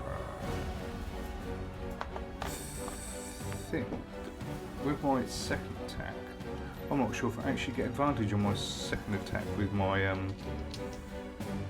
thingy with. Why would you if nobody's seen?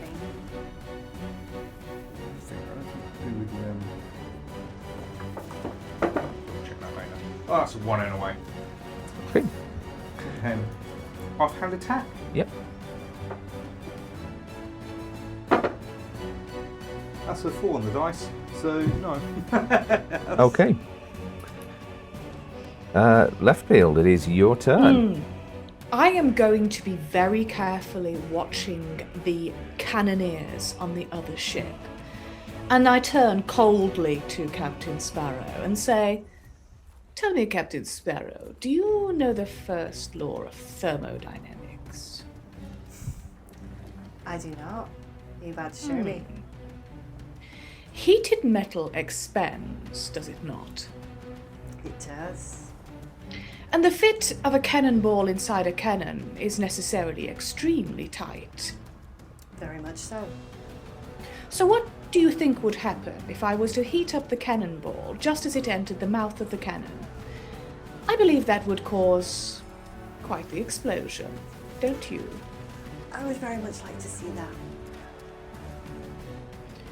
And with that, I'm going to watch very carefully these cannoneers loading their cannonballs. And when I see a cannonball about to slip into the muzzle of the cannon, I want to cast heat metal on that cannonball. Therefore, making it become trapped in the cannon. That then is the cannon brilliant. is going to be loaded with gunpowder, and then, of course, you've got explosion. Can't.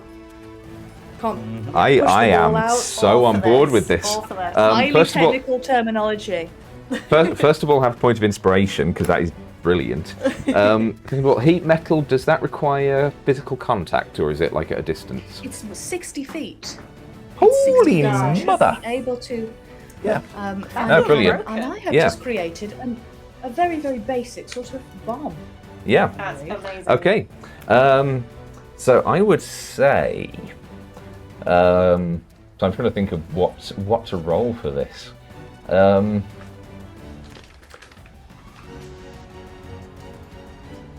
I would say to try and maximise the damage done, to make a perception check to try and get your timing on it as spot on as you can. Okay. Well, I am going to use that point of inspiration then. Okay. That was good. That is going to be a 21. Okay. Fantastic. So with this one, navy dice. Hey.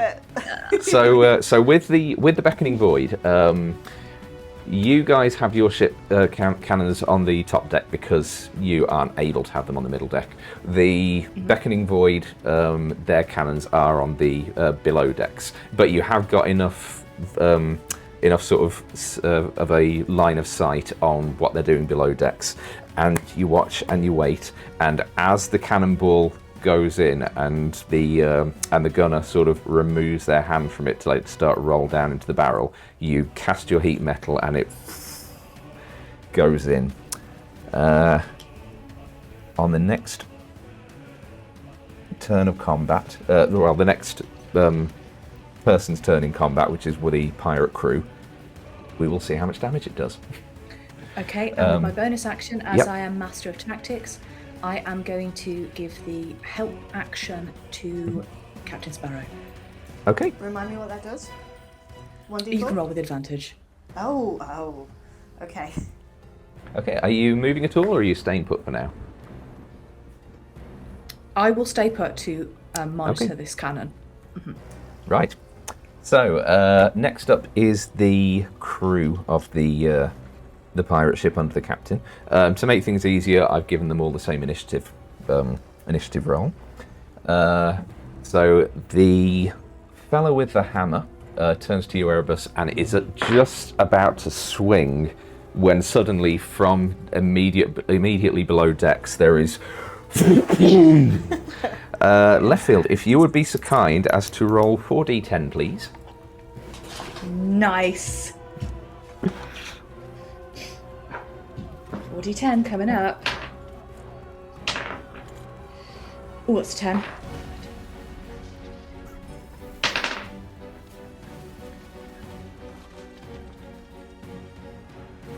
That's 26 points Ooh, mama. of some sort of damage. Yeah. I think it's safe to call this one fire damage. Okay, so the ship itself takes 26 points of fire damage as you see the top deck actually bulges upwards slightly, and the wood splinters. From where you're standing left field observing this, you see the cannon port just explodes outward, and this figure, just as a kind of limp mess already dead from the explosion, flies out, kind of slams against the outer hull of the Endeavour, just sort of slides down, bounces off the outside stabilizing fin, and just begins spiraling down into the abyss below.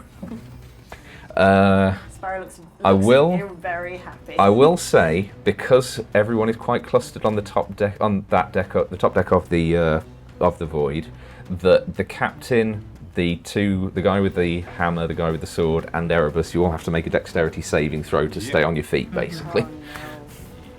So captain fails, hammer guy fails. Oh, really? They all fail. What'd you roll? Oh, I rolled a 1. Okay, yeah, you are not prone. That's fine. I thought you were going to say. I'm just going knocked to take the off my ship. spectacles. Where are you going to go? Yeah, Nice. Sparrow's looking at you with a lot of respect right now. Okay, the Thank you for the demonstration, Agent Leftfield. It was very informative. the guy with the hammer is going to use half his movement to pull himself back to his feet. Yeah. And then he is going to make his attack against Erebus with advantage because you're prone. No!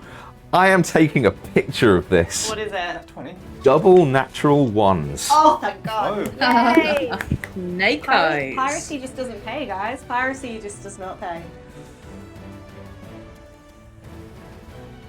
Yeah, I'm posting that on the Discord later. Okay, yes, so yeah, he gets to his feet, raises the hammer, swings it down with both hands, but his left foot just sort of loses the footing slightly on the now kind of fractured deck, and he just slams his hammer down like an inch away from the side of your head. The one up by the wheel is actually going to leap over onto the deck of the Endeavour. If someone would be so kind as to move him. Where to? Well, he's going to leap over and then move down to adjacent to Sparrow. Okay. And he's going to make a short sword attack. That is a 19 to hit. That hits. For 4 points of piercing damage. Mm-hmm. And then the second attack is a natural 20. Shit. Okay. For 9 points of piercing damage. What's it do? The one with the sword is going to, the one that's just behind the fellow with the hammer, going to use up half their movement to stand up, and then they're going to move over to make an attack on Erebus. Over here? Yep, thank you. That is a 21 to hit. For 8 points of piercing. And then with their second attack, 18 to hit. Oh, yes, it does. That is just 4 points of piercing damage. The captain is going to... No, sorry, the captain is not. He's got his own separate initiative turn. Sorry, which takes us to Sparrow. Okay, so Sparrow's getting stabbed, but you can see she's already concentrating on something as she barely flinches. And you hear rumbles of thunder start in the sky, but they start to change slightly. And when she opens her eyes, there's like lightning coming from her eyes. Her hair starts to rise up. And she's going to look to your left field and she'll be, I'm going to be a bit busy. Could you take care of this? And then she's going to lift her arms up to the storm. And if I'm in a storm, I can take control of it for core lightning. So the storm starts to turn into what looks like Sparrow's face. And then she's just going to do this, and lightning is going to strike here. Okay. So there is So a it's dex a dex saving throw. throw for the captain and the one with the sword. That is true. Yep. Okay, captain gets a 17. The other one is also a 17, actually. Okay, so they make it, so it's going to be half damage for them. Yeah. I think that's true. Yep. I think it's a saving throw, half as much damage. And because I'm in a storm... It's an extra rather- D10. Yep. So that's 4d10. 11, so I think that's just 5 damage. Yep. Okay. So that's lightning damage at that point. Okay, yeah. So this bolt of lightning just cracks down in the middle of the deck of the beckoning void, and you just see the captain and this swordswoman just both spasm slightly from the strike. I don't think I could take a attack as a bonus action. Nope. Nope, that's it then, that's my turn. So Sparrow's Okay. going to stay put and keep control of this storm. That is Flynn then. At the top of the round. Can I just ask, Yep. is the deck of the other ship wet? Yes. Then should they have been all electrocuted? It says whoever is within 5 feet of the point. It doesn't say anything about terrain or anything that could actually do that. It's so pure that rule of cool, but Yeah. water conducts electricity. It does. Sorry, it Erebus. does. Fine. Yeah, sorry, Yeah. Erebus. No. but- I'm gonna grab. I'm gonna look at the exact wording of the spell and see what it feels like the kind of rule as intended is. Well, it definitely isn't that. it literally says nothing about the Yeah. What kind of wet what's or- more what's like in the spirit of the.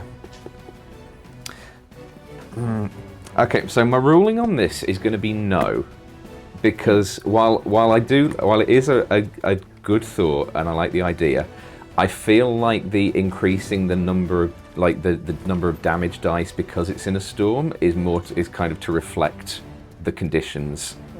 So adding that on would be basically stacking a bonus on top of a bonus. So yeah. Fair call, fair call. But it was a bloody good thought though. Okay, Flynn, yes. Captain Sparrow, do you want me to do Speak with Dead? No, Flynn, I want you to hurt somebody, Flynn. Oh. I can do that. And he produces a horn No. from his belt. Oh dear. Oh no. He's going to flutter down to the deck. That's technically where the cannon is, so Yeah. And Oh god. yep, he is going to aim his horn at the one with the hammer and the captain behind him, and he's going to blow it. Oh, please don't let him die. Sparrow's had so much trauma, I can't see my brother explode. Okay, what is the odds of a death? There we go. Okay, yeah. So Flynn kind of puts his horn to his lips and just this wave of destructive force emits. The captain and the other guy have to make a dex save. The captain makes it. Sorry, con save. The captain makes it. The other guy does not. So that is 5d6 thunder damage to both of them. 7, 13, 14, 15, 16, 17, 18. So 9 for the captain. And 18 for... Okay, yep, you... Oh, no. Sorry, I've just realised what Sparrow's done. I've asked Leftfield to protect me. That could be saving my life. And... 4, Oh dear. 5, 6, 12, 13, 31. Okay, and you also see, so as this this wave of force emanates from Flynn's trumpet, and you kind of see as like blood starts pouring from like the nose and the eyes of the captain and the pirate with the hammer. You also see as this shockwave ripples across the already splintered deck of the ship, and just planks of wood just catapult off into the far distance. That's Flynn's turn. Did the ship take damage from the core lightning as well? Because I did have it hit the ship. You did. You know, I'll say yes. I'll say yes. How many? What? It was 11 total. 11. Yep. Yeah, technically the ship has hit points, so... okay, it is the captain's turn. He gives the order to fire with the one remaining cannon below, which does hit. And does 1, 2, 3, 4 d10. Ooh, 10, 16, 17, 18, that's not too bad.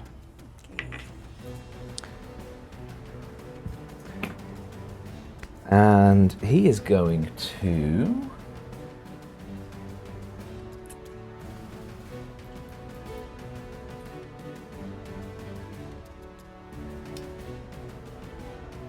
I think he's going to... He has got 30 feet of movement.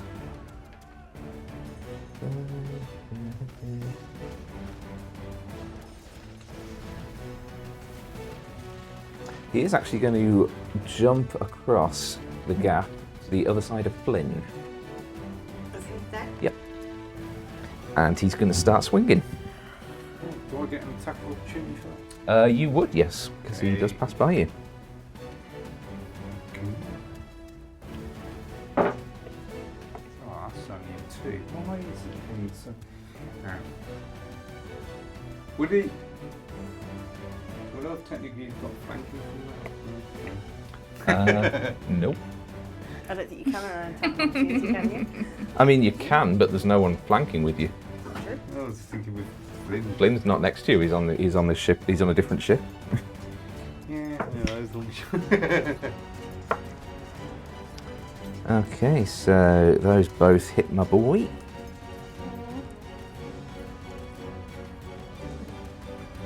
4, 9, 17 points of piercing damage. Oh, we didn't fire off our cannon on my turn. No, we didn't. But I will let you retcon that in a second because it is your first carry time in on. ship combat. And he's going to fire his crossbow at Leftfield. Oh. But with a 12, I imagine that's going to miss. It does. Okay. Yeah, if you want to retroactively roll for Felon and Lexi. So, gets an attack? Yeah, The it's plus? plus 5. That is a 24. Okay, that hits. So that is 5d10 damage.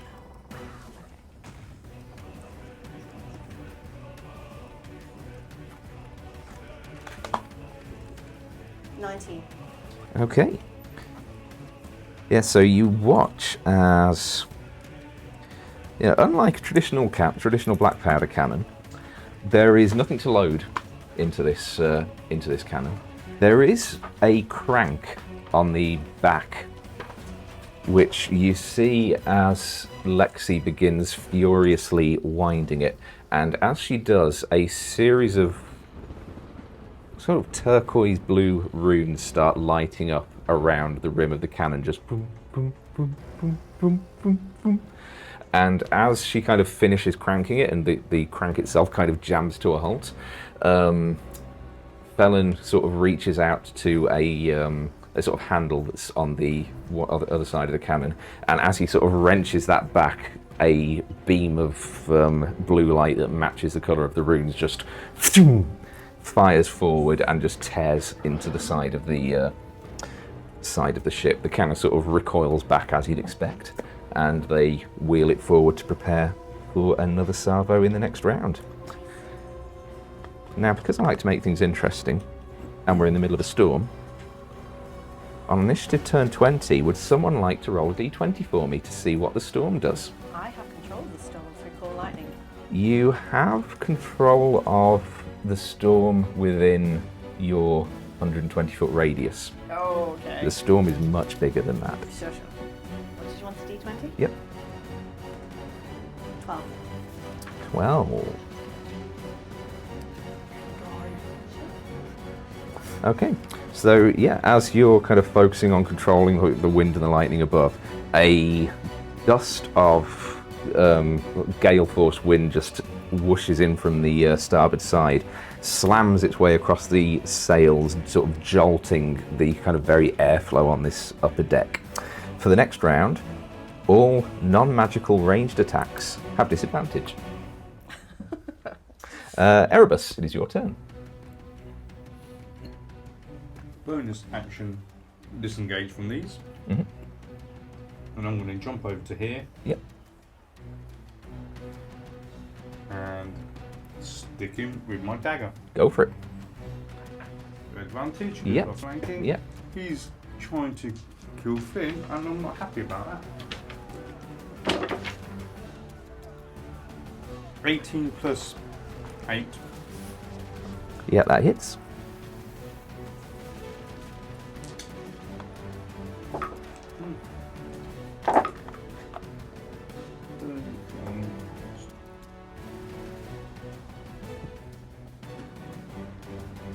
Uh, 5 and 7, 12. Okay. 12 points of damage on the captain. I think that is my turn. Yep, so backfall out of the way, jump over to the ship, in his kidney. Trying to anyway. Yep.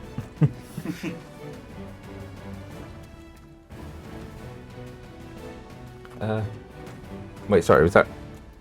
Have you done both your attacks there, sorry? Only on the first turn of combat, I get a second attack from Dread Ambush ship. So that's it, I've only got one attack now. Oh! Oh, okay. Unless I use the bonus action But you to already But, counter yeah. attack, but you already used my bonus action to disengage. Okay. Leftfield, you are up. So Okay, it's well getting, in that case, it's getting cozy now. ranged is at disadvantage and we're facing into these headwinds. I'm going to come around Sparrow to face the opponent that's currently bearing down on her. Mhm. Yeah, there we go. And I'm going to roll to attack. Okay. I will just say if you move a little further around, then you can get a flanking advantage. Do you want to do that? Oh, of course we do flanking in this Yep. game. Excellent. I'm going to roll it anyway. Did not crit, but it was a 17 on the dice, which is Oh, yes, that hits. 2 to hit. Yep. Okay. Oh dear. Yeah. I give my blade a gentle kiss before slashing out. And he is going to have to roll now a Constitution saving throw. Okay. I'm looking for a DC 14 there. There's a 17. No, sorry, a 16. 15 on the dice plus 1, I'm afraid. Okay, he's not poisoned, but he is going to Okay. take poison damage. Yep.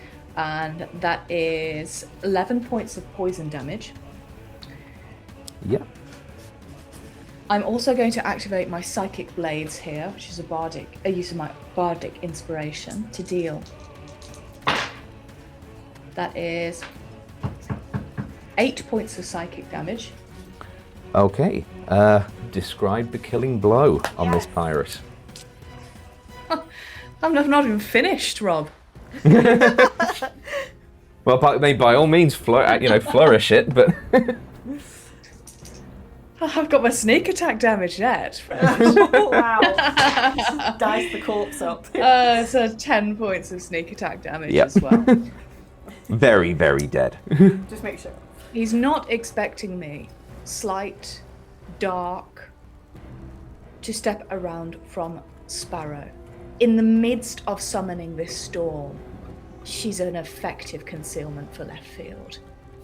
And after this terrible slash opens a gaping wound in the man's throat, Leftfield is going to kick them over the side.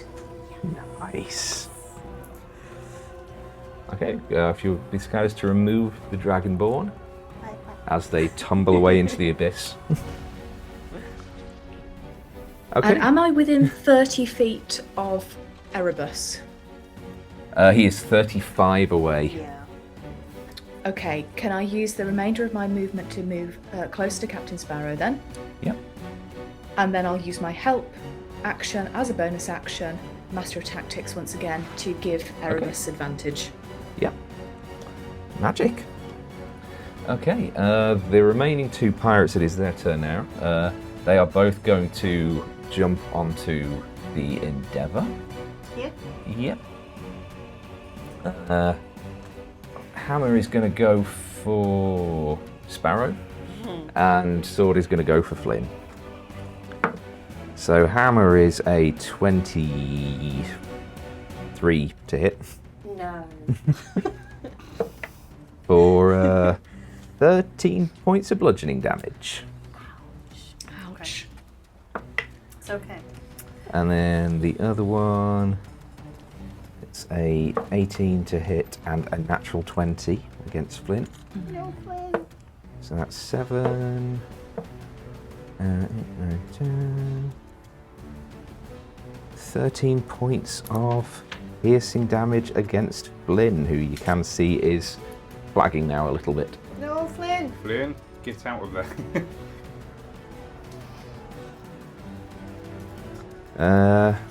And that brings us to Sparrow's turn. I will yell, Flynn, get the fuck out.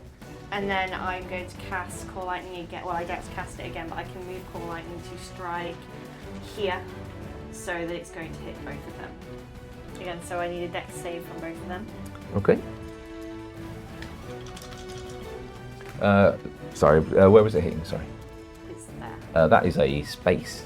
That is space. Oh, that is space.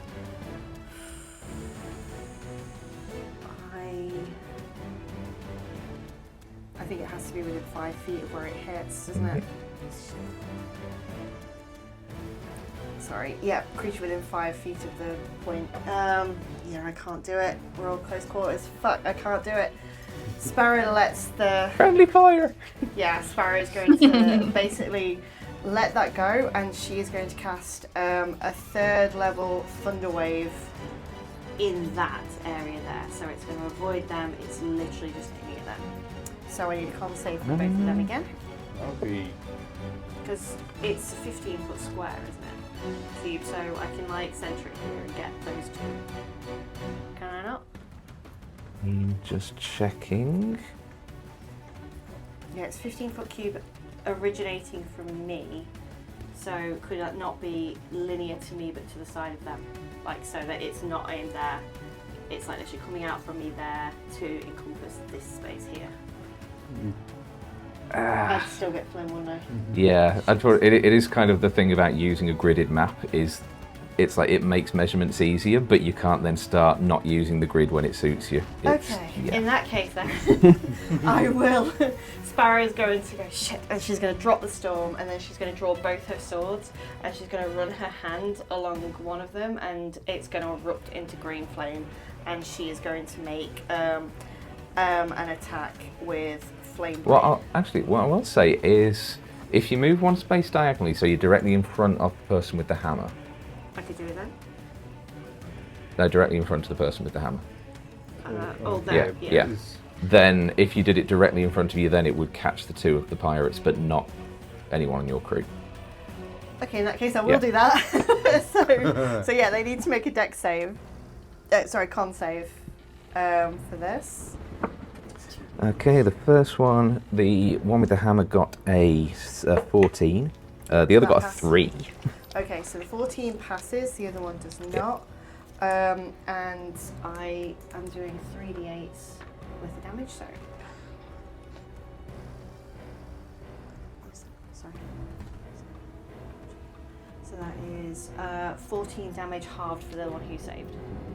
Okay, so 14 down to 7. 14. Okay, they are both looking very rough after that. Oh, are they pushed back? The one that didn't save, yes. Which one didn't save? The one with the sword. Yep. Into Yep. the abyss. Yep. Nice. Yay. Nice. Okay. Nice. Okay, and yeah, the one with the hammer is looking very rough now. Can I have them fire on the ship again? Yep. Rolled d20 plus 5 to hit. Oh, it's only a 9. Okay, yeah. This time, like you see, as Lexi sort of cranks it, and Felon goes to sort of pull the release handle, and it just jams slightly. And instead of this shot of blue energy, there is just like this fizzling sound as rather than being released in one strong bolt, the energy of it just kind of peters out through a partially opened aperture, and fizzles away. Okay, you moving at all? I'm going to stay put. Okay, Flynn is going to do what his sister told him. He's going to disengage, use his action to disengage, Cool. and he's going to just move to the opposite side of the deck as far away as he can. Over here? Yep. Where he just... Yeah. That'll do, do. Good boy, Flynn. Okay, turn 20, or rather, initiative count 20. Who wants to roll for weather? Does AJ want to? Do you want to roll for it? Whether Sure. 11. An 11. Heavy turbulence.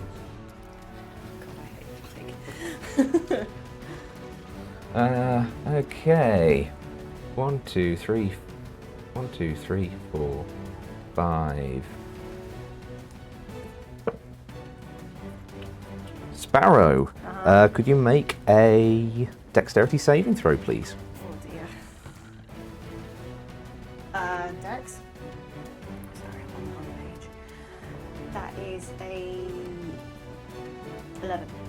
11.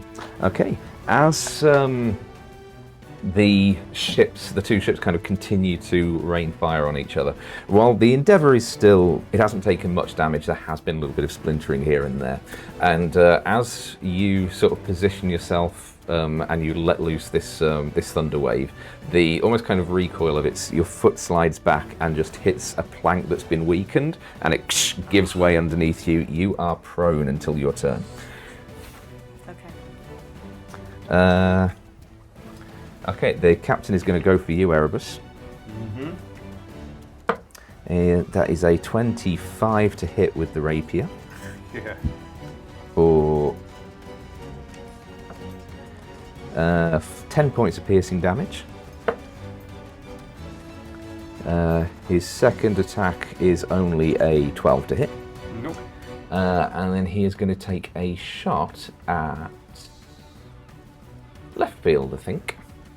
With a 18 to hit. Is he doing that with That disadvantage? does Is hit. it the range attack? Or? No, because that was just for that one round. That's now changed to the Sparrow fell through the deck. Does hit. Okay, it is 9 points of piercing damage from this crossbow bolt as it just sails across. He's also going to give the order to fire, and it's going to miss. Which brings us to Erebus's turn. So, Erebus, as you're looking around, the guy with the hammer is looking, he's about to drop. The captain's still got a bit of fight in him, but he has taken a lot of injuries. The actual ship itself, the Beckoning Void, is, like, structural integrity is starting to go on that. Well, I think considering I got was inspiration from Leftfield, I might as well use it with advantage on attacking him. Yep. It's only for the one attack, isn't it? Yes. Okay, so 23, 13 plus 8 is 23. Yeah, that hits. So that's back to 6.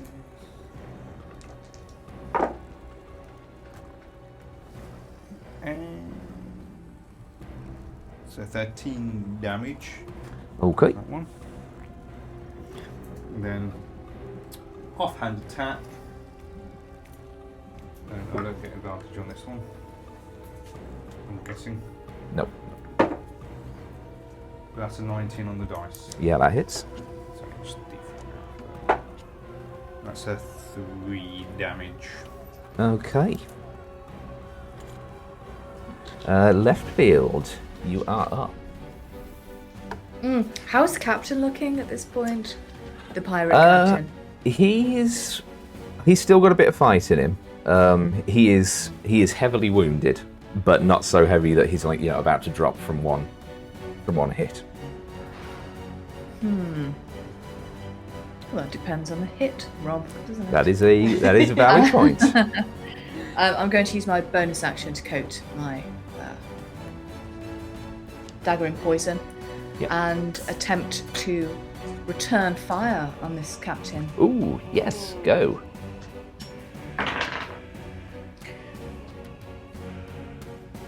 $18 to hit.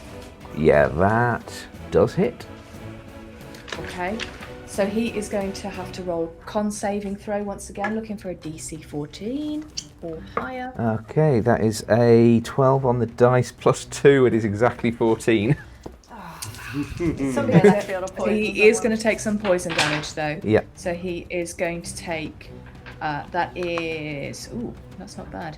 That is 13 points of poison damage. Okay. Ooh. And Erebus is within 5 feet, isn't he? Yep, so you get your sneak attack damage if... Attack. Yeah. Yep. That's 4 points from the sneak attack damage. Okay. I'm also going to roll my weapon, because I forgot to do that last time. It's 1d4 plus 2. That is 5 points of piercing damage. Okay. And You can tell that has taken a lot out of him.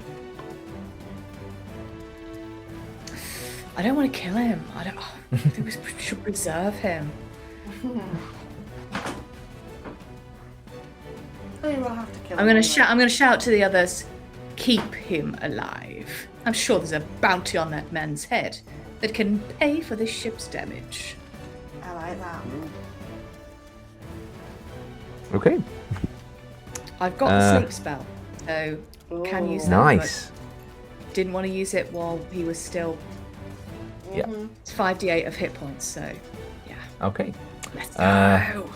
So Hammer is up next. He is going to move towards left field and take a swing. Do I get an attack of opportunity? Oh no, he's not. Nope. He's not out yet. That is a natural 20. I am so fragile. I just want you all to know that. No. I'm a complete glass cannon. 11, 12, 14 points of bludgeoning damage. Ow. And that is Sparrow's turn. I am looking very wounded. Sparrow is going to Doesn't take a lot. step there, and can I thunder wave him without hitting left field? Yes. Yeah. Okay, I'm casting thunder wave again, so I need. I mean, you could have stayed where you were and Oh yeah, that's and true. done it from Oh there. well, but I'll move yeah. close to left field anyway. Yeah. Solidarity. And yeah, he's gonna have to make a con save. DC 13. That is a 11. Okay. That is 10, and he is pushed 10 feet. Well, the 10 kills him anyway. Yeah. So basically, you just see as what remains of this individual who has been through the ringer at this point just shatters within him, and just the lifeless body is just pushed and tumbles over the abyss. Okay. Yeah. Sparrow's gonna turn to left field and just sort of say, "Are we even now?"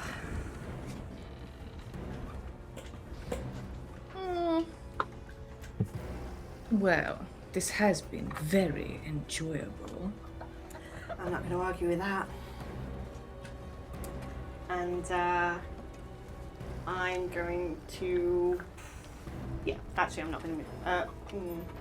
Yeah, I'm going to use the rest of my movement to get up close to this captain. Okay. That takes us to the top of initiative round with Flynn. Can we shoot at the ship again? Oh, yes, sorry, of course. +5, you said? Yep. 21. Yeah, that hits. 5d10.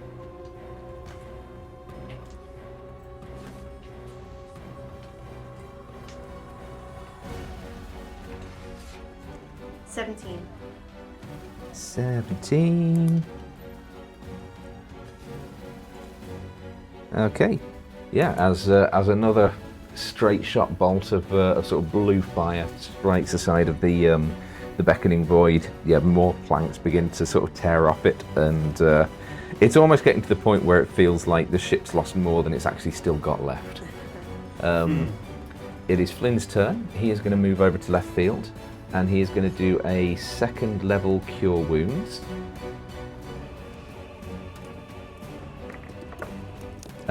That didn't roll particularly well. It's only 6 points, I'm afraid, but you get 6 hit points back as Flynn comes over and is just like, I hope this helps your morale. The tingling sensation is mildly annoying, Mr. Flynn. Oh, I'm very sorry. I'll try harder next time to get rid of that. I quite like the pain. It brings with it clarity. They turn towards the captain. Okay, as the captain gives an order to fire again, another cannonball hammers the side of the ship for another 33 points of damage. 33. Yep. Who would like to roll for weather? Who hasn't rolled for weather yet? This is probably going to be the last one of the combat, so. 13. So we've got 11, 12, and 13.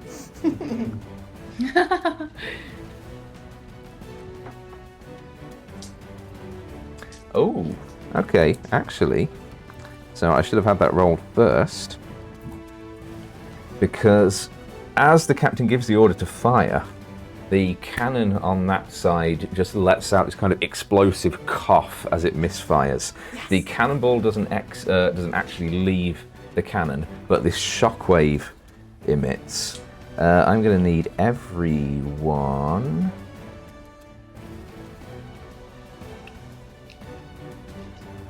Actually, I think it's just Sparrow, Leftfield, and Flynn to make Constitution saving throw, please. Oh, natural 1 for Flynn. Oh no, Flynn! Oh, mind you. I think this might have done it, despite my terrible con score. A 19. Yep, that's fine. On the dice. 4. Okay. So Leftfield, as this kind of shockwave washes over you, you do manage to sort of steel yourself against it. Sparrow and Flynn are both deafened for the next round. Oh, fuck. And then the captain is going to attack his opposite number. He's going to go for Captain Sparrow. Okay. That is a 23 to hit with the first attack. That hits. Ooh. I'm fine. For 11 points of piercing damage with the rapier. I'm fine. Then a 26 to hit with the second attack. Oh shit, I'm not fine. For 8 points of piercing damage. Oh, okay. And then his third attack Oh no. is only an 11. Does not He hit. has had three attacks each round, but he has typically been going rapier, pistol. This time he went rapier. I have 7 hit points. Erebus, it is your turn. Daggers again. Yep. Frankie.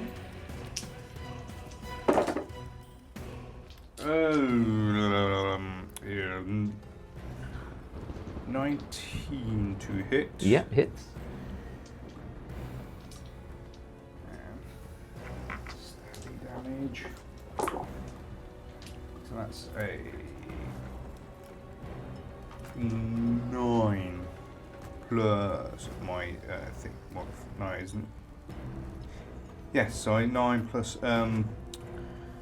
5, 14 damage 14 points of damage. with my Quacksilver Blade, and then offhand. Yep. Don't forget we're trying to keep him alive. Yeah. Yeah, okay. This one, I'll try and hit his temple with my Yeah. Okay. for flavour. It's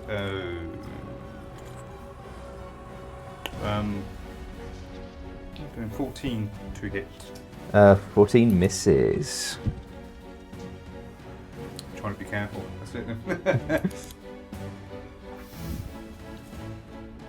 Leftfield, you are up. The captain is swaying at this point. He is barely conscious.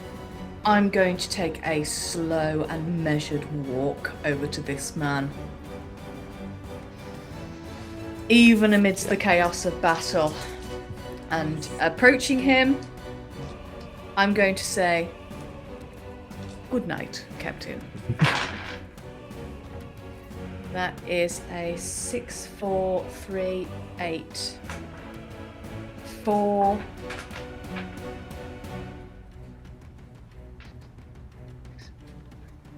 25 hit points. As I cast the sleep spell, so if he has any less than 20 hit... sorry, what did I say? 25? If he has less than 25 hit points, then he will fall unconscious. Okay. He has 3, so he does fall unconscious. Yes! However, do not forget, sleep is an area of effect spell. Sparrow, how many points?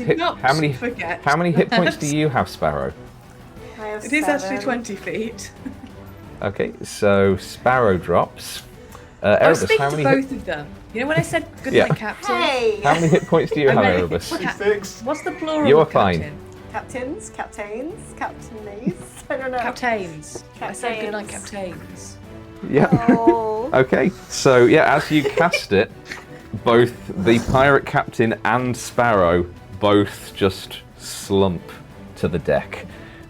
We are now out of initiative order. As you look across and see that the crew of the Silver Gales seem to have managed to deal with their own borders.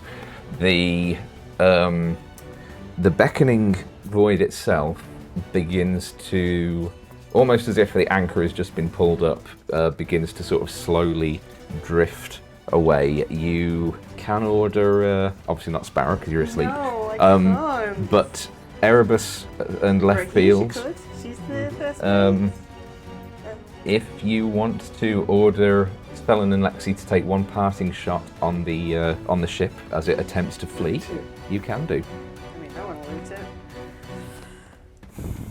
Can we essentially capture the... Miss Lexi, the captain has exceeded her thinking hours and is enjoying a peaceful beauty sleep.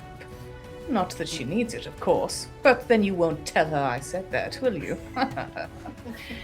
Fire! Okay, roll a d20. We, Plus 5. You said we're outward. Plus 5 is 11. Yeah, you order them to take a shot, but the beckoning void has just like dropped slightly in altitude, and the shot just kind of sails over the top of the deck. Yeah, so we are out of initiative order at the moment, but the ship hasn't gotten away from you yet. If you wish to, I'll wake the captain up and be like, man, I have 7 hit points. Which what are you doing? yeah, which one? Captain Sparrow. You're gonna wake Captain Sparrow. Wake up. Can you even do that? Can you do that? Can I wake up? yeah. I think it does say like a slap across the face is enough to wake up. Oh fuck's sake! Yeah. Or a shake. Let's Yeah. not Oh, get yeah. into the slapping again. What the fuck is? Where's it going? Stop it! Stop it! Can Hey, I bring me that ship. Can bring I me that thorn ship. whip the ship? You dozed off for a second? Or Yeah, no I time would to like take to a nap? cast Thorn Whip and try and grab hold of a railing or something of that ship. Yeah, sure. Okay. Does it have a mast itself? Yes. Yeah. So I'll just, if 11. If the rope's long enough, we'll jump across onto that one, tie a rope around the mast of that one to our mast. Okay. Ooh. If it's long enough. Yeah. Or get two Does my ropes. Thorn Whip like miss? I'm like, shit. I'm just trying to think. What's the? I think just general dexterity check, just to Just to test your knot tying skills. 20 total. Yeah. Wait. No, sorry. Dex, you said, didn't you? 17, sorry. Okay, 17. Yeah, you tie a rope around sort of the two ships' masts. As the beckoning void tries to move away and the rope pulls tight, there is a sickening groan of both ships' masts, not designed to carry, to sort of suffer this kind of strain. The rope is holding for the moment. You don't know how long that's going to last. Can I jump over to that ship and yell down into whatever hole is there? Surrender now, we'll let you live.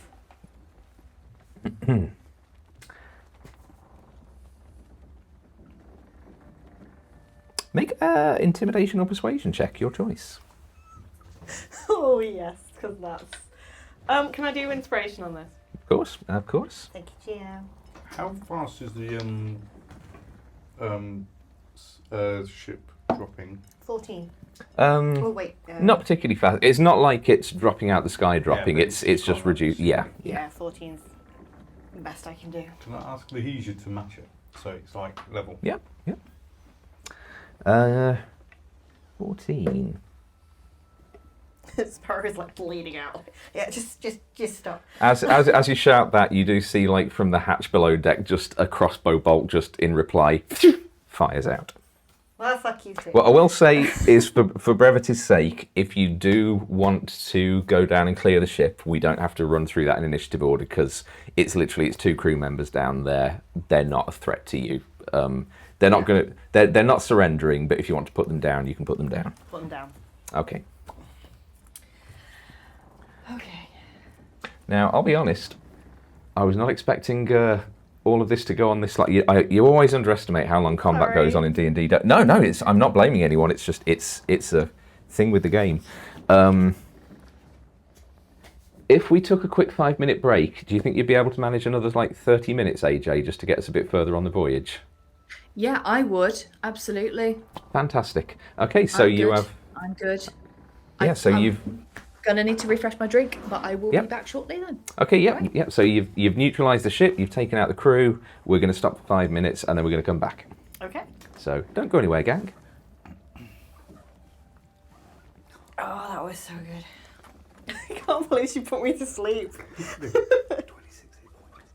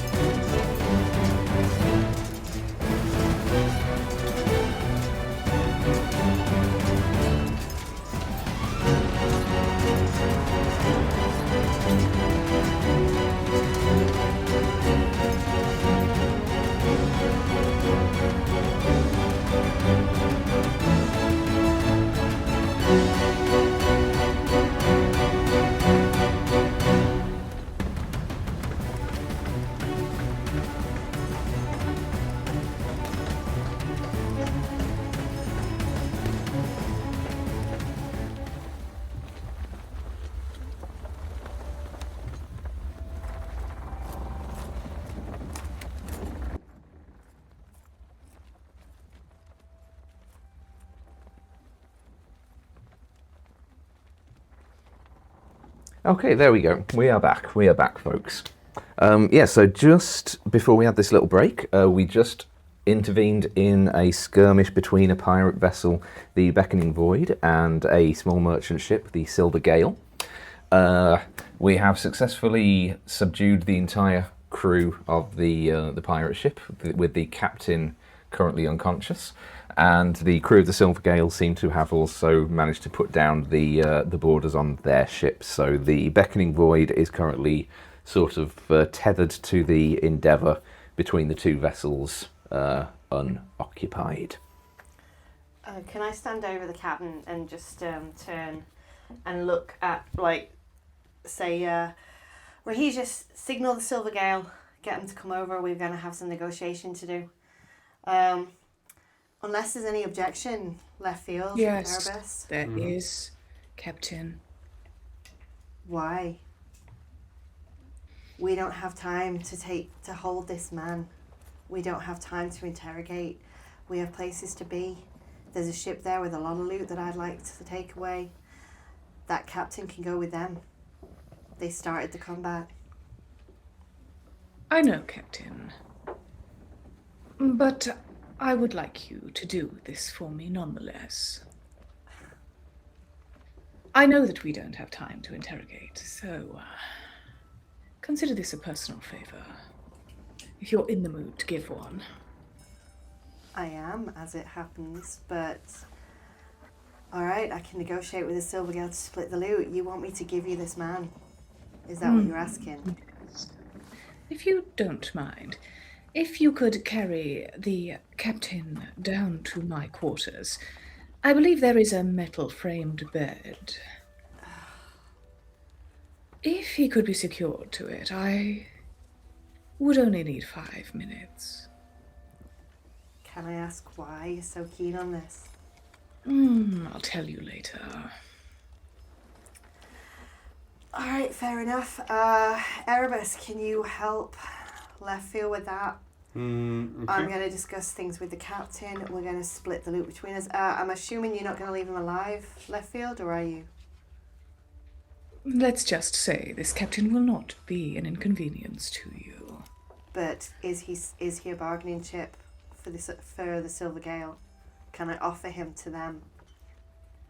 Or no? If you don't mind, Captain, just giving this man to me as a small personal favor, I would be most grateful.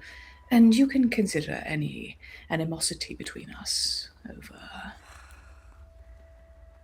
Alright, this will be interesting. I'll deal with the Silver Gale as they come. I'm Mr. happy to Erebus. yada yada over the Silver Gale Yes. if you want to. Would you help me? Okay, as long as I can watch you work. Yes. No. I don't usually like an audience, but I think this time I might be willing to allow it. Well, this should be just splitting the ship loot. Okay. Okay. Okay, yeah, you take the captain below deck. I'm going to reach my quarters then, and I'll throw off the bedding and the mattress, exposing the metal frame bed, which Sparrow so kindly designed. Presumably not for this purpose. This would be used. No. Okay. And I'm going to secure the pirate captain to the bed and sit down opposite him. Erebus, would you be so kind as to close the door? And close the door. Okay, I begin humming a very strange melody. Erebus would not be familiar with this. But it is a Hespiran lullaby. Okay. And I am waiting for the man to wake. I'll give him a few moments. Okay, yeah. Takes a couple of minutes, but slowly he's sort of groggily, his head starts lolling from one side to the next, and his eyes slowly open. Where the fuck am I? That is a very good question, Captain. Not one that is simply answered. But there is a question that you can answer for me. And very simply indeed. It will not buy you your life. That, I am sure you realize, is, well, let us just say your days of privateering are behind you. You only now have two things to worry about, two things to concern you, and that is the nature of your death, agonizing or fast. You see, I don't like pirates, not at all. Never have done.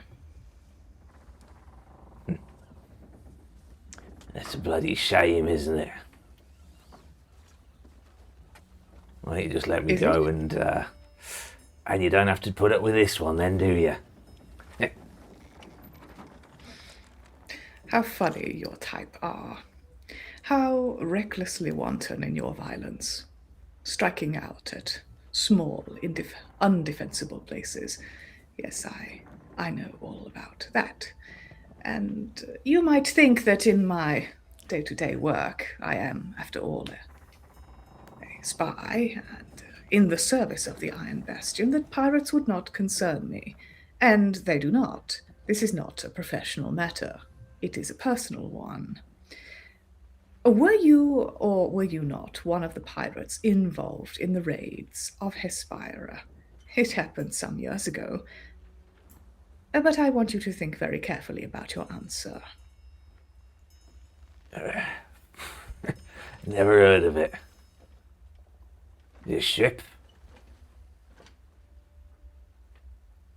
Can I insight check? You may. Answer.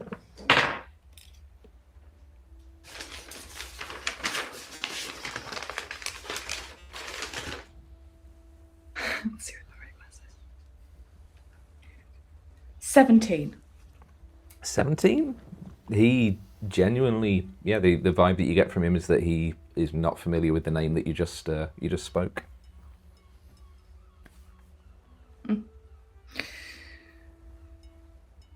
That is a shame. For me, you see, I've made it something of a personal mandate of mine to win revenge. Alas, I still do not like pirates.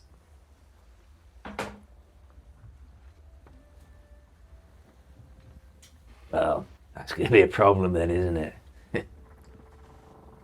Not a problem that will last for much longer. Mr. Erebus, you may open the door, and I suggest you open the windows. And I'm going to cast heat metal on the bed. Okay. God. God. I mean, it's already pretty warm. I will say, because obviously post-combat, Leftfield would be aware of this. He has very few hit points left. If that is your intent, that is fair, but just be aware that he might not survive. DM, sweet summer child. I'm fully aware that he has 3 hit points. No, that is fine. Well, we'll do 2d8 damage. No, that is fine. The number of times in the past when I've been DMing for people and they've tortured enemies who are on 1 hit point with spells that they know deal damage, and then they're shocked when they die. Yeah. Does he get a saving throw against it? Is it a con save? Well, he's on the bed. The bed is heating up.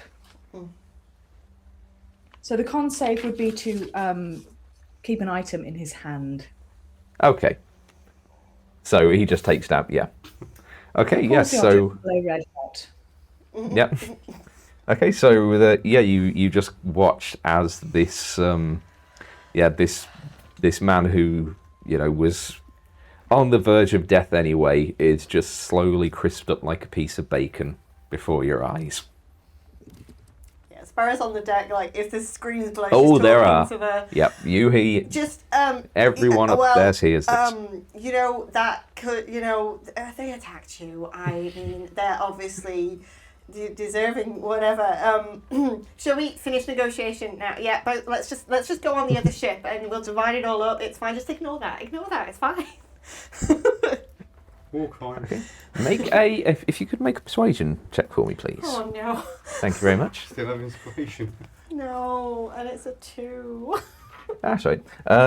Yes, so you, in negotiations with the Air Genasi Captain Brightdawn of the Silver Gale, he's a bit haughty and condescending. Excuse me? They're from the sailing out from the Obsidian Isles, who have a bit of a mighty than thou attitude. It is a purveyor of, or rather, it's operating on behalf of a purveyor of like fine fabrics and silks and everything. They do agree to let you have half of the loot from the Beckoning Void, which, as you run through it, you take away 17 platinum pieces. Okay. 160 gold pieces, and 74 silver pieces. Okay. Cool. Okay. Is there any more business that anyone else wishes with either the crispy bacon captain or the crew of the Silver Gale before we part ways? Well, I'm going to turn to Erebus, who presumably now has opened the door. Yeah. And I'll gently smile at him. And I'll say, "You should have seen what I would do if he'd confessed to being part of the raid." I will walk away. I think Felon might want to eat that. You actually hear heavy footsteps as Felon kind of comes down and just peers around the doorway. Do you need me to dispose of that? God. Cooked long pig? No. Can you just hear Sparrow's voice from the deck? Just yell down, "Personal use only!" Mr. Fallon? Aye. Commander, you may do as you wish. Oh, lovely. Thank you very much. Oh. Do you need a hand of that, Felon? No, sorry. I got it. He ain't heavy. He's my brother. And he, unties the body and just lugs it over one shoulder and starts heading back upstairs. And people think I'm cold. Oh. Sparrow's going to turn to Azana as she sees him carrying that into the guys. I'm going to need more therapy. Azana's, Okay. So as the ships set sail, the Endeavour Marin kind of re-establishes the course, and you continue onward. Who would like to make a perception check for the first day at a sky? The term that I've been using in my own head is a sky, sort of the sky version of a sea. So if I ever let that slip, that's what I mean. So your first day of sky, who is going to make the perception check? I will. Leftfield It's do it, only yeah. a 6 though. Could I not give advantage? Like I say, everyone's doing one. Yeah. Okay, yeah. So that day kind of passes with no further notes of interest. The day rolls on to your third day of your voyage, your second day in open sky. Who would like to make the perception watch check for this day? I will. That is a. It is 24. 24. You see, sort of late on in the evening, kind of off the starboard side, several miles away, and a little way up altitude-wise, an orange flash in the clouds. With a 25, did you say? 24. 24. With a 24, you'd recognise that as very distant cannon fire. And a few minutes following the flash, an image of a hooded skull appears as if pushing downwards through the clouds, off in the far distance. Oh shit, it's Voldemort. I know. I'm going to get Rohij's attention on that and say, do you know what that is? Do we need to run? Assuming nothing good.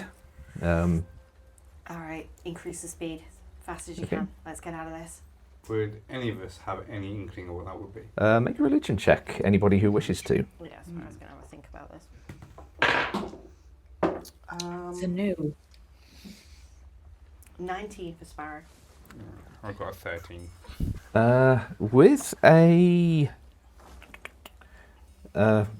With a 13 and a 19, you would both recognise, in fact you especially, Erebus, that was more than just a general sort of death's head figure. That was in the likeness of Mortis. Looks familiar. Alright, we don't have time for another clash. Move on. Rohij as fast as you can, and I'm Yeah. going to cast Gust into the sails Okay. to like get as far away Yeah. from that as possible. Yeah, you continue on. The skull in the clouds does not reappear. I'm assuming long rest has been achieved. Yeah. Oh yes. Yeah. Absolutely. Yeah. Your final day in open sky. During the night's watch, who has not rolled yet? Erebus. Perception is a 27. Okay, 27. So night falls. The ship is sort of anchored in stasis in the sky. Everyone else is bedded down for the night, and you just hear a beat of wings. And on the deck below you, the heavy sounds of footfalls, followed by No! as two separate heads of this white goose No! snake outwards and just begin peering around the deck as it just plods around. And I'm in the crow's nest, I guess. Yeah. I'll just be like, looking over, or turn around, just think down, be like, You hear an almost kind of dulled, echoing version of the as it seems to have just plodded its way down to the lower deck and now just seems to be plodding around there. It continues on for a few minutes before coming back up to the main deck, and then it seems to just goes over, pushes its way into the galley, emerges about 5 minutes later with some heavy chunks of what looks to be kind of quite recently seared flesh, and it just takes off and soars off into the night You sky. better put that in the ship's fucking log, I swear. Yes, yeah, I would. Well, I'd at least in the morning, like, tell whoever else, comes on. Honk. Shit. And as the Hontra departs, AJ, no, I will explain everything later. I have no idea what just happened, but I think it was something awful. Oh. Yeah, my ship's fine, and in the very early hours of the next morning, you pass over. Actually, no, sorry. Technically, this would have been on the latter half of the previous day. You begin to enter Mirage Archipelago airspace, and you begin sort of sailing your way through towards the direction of Fata Morgana, which is kind of on the opposite far side from where you're approaching. You do notice, as you pass overhead of the sort of various islands of the of this nation, kind of distantly beneath you, that you don't see any cities, you don't see any towns, you don't see any settlements of any kind. You just see bare, barren rock. Marin comes forward and sort of light weaves again and confirms you are definitely on the right course. And on the 5th day of voyage, late in the morning, after having your breakfast, going through your morning routines, you approach where Marin has been saying that Fata Morgana should be. Again, as you approach, you see this kind of large cluster of islands, quite sprawled and sort of heavily layered, but no sign of any buildings whatsoever on there. Would I be familiar with this because I am from the Mirage Archipelago? You would. And as the Endeavour gets closer and approaches within a few, probably a couple of 100 meters, it's almost like you've passed through an illusory barrier, and the barren landscape that you see begins to emerge as a sprawling city of dark Gothic architecture, tall, spiked towers, dark stone construction, It's Edinburgh. cobblestone. You arrive at one of the Mirage Archipelago's larger towns. Nice. Thing is, we are 5 minutes away from 11 o'clock, which gives us just about enough time to dock. Mm-hmm. So, wait, I've got my Fata Morgana music. There it is. I want to use it. You see as you approach from above, the further the city spreads from the centre, that there's roughly 24 islands that make up this city. They're interconnected by dark stone bridges upon which shops and residences seem to have been constructed. As it spreads further and further out, you can already see from a distance that the buildings seem to become more run down. The bridges connecting the furthermost islands seem to be in a state of disrepair, almost sort of sagging under the weight of the continuous additions of more residences, more businesses. Many older of which seem to have almost been abandoned to the elements. The impression that you get is there is a very clear class divide in this society, and that the outer regions, the slums of this city, are not cared for in the way that the centre is. As a kind of stark contrast to the open, bright, welcoming nature of Indrabor, this very much feels like a place that, if you do not belong here, they will make you aware of that. Rohisia brings the ship into dock at one of the sort of sort of midtown port spaces.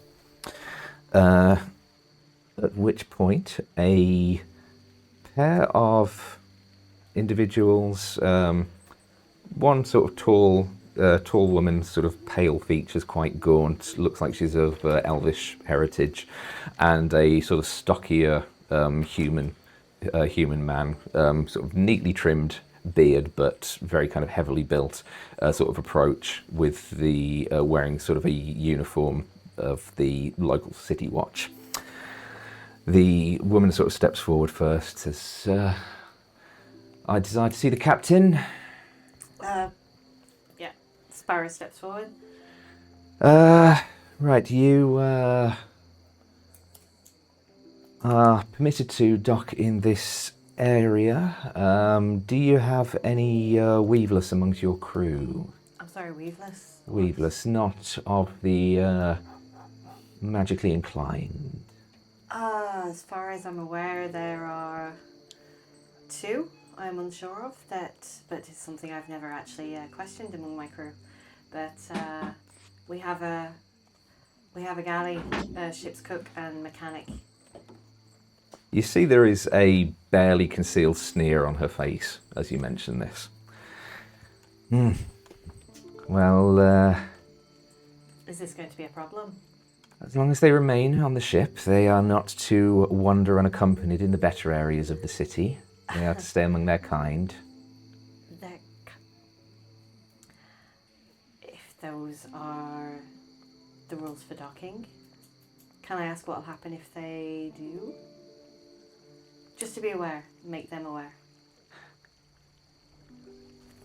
They will be detained. If we are feeling generous, you may receive them back. It depends on whom they offend with their transgressions. Noted. We won't be staying long. You are... Captain Sparrow Verendra. Yeah, you are graced with arcane talents, yes? She gathers some of the nearby fire in her hand and lets it. That's acceptable. Welcome to Fata Morgana. Thank And you. they turn and stride off the ship. Sparrow And, is visibly with the fire, just... And that is where we will end this week's session. Oh, I hate them! This is not a nice society. How fucking dare! Well done, Rob. Yeah, thank you. Excellent Well- session. Well, Almost home. thank you all, especially for fast forwarding so much over the back half of the journey. I so wanted us to get to Fata Morgana this session, but that combat I was not expecting. Not expecting the dragon. And for the love of everything, I didn't want to skip over the therapy session. That was too much fun. Oh, we're all healed now. You'd I always need to- expect a drag-on in this game. Yeah. Dungeons and Dragons. Yeah. I need to have Right. a conversation with Yeah. Leftfield about what the hell that was all about with the captain. Leftfield is in a great mood. Yeah. That was a wonderful moment. Also, But not what I want to get that used for. But yeah, thank you all for indulging in my silly little fantasy world again. Thank you everyone at home who has watched it live or is catching up on the VOD on YouTube and Twitch. Either way, we appreciate your support and your viewing so much. Until next time, 2 weeks' time, we'll be in February already. Oh my god. And yeah, we look forward to seeing you on the shores of the Mirage Archipelago. So until then, thank you very much. We love and appreciate you, and stay nerdy. Good night, all. Do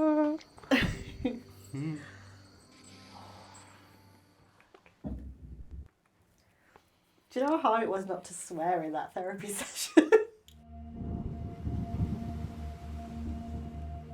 So Elysium is lost, but Iridica is born. We're the ones who lived, we weathered the storm. The fire left the skies, and the world it is dark. But I am still free to follow my heart. Water and air, the sea and the sand. You cannot confine me to one single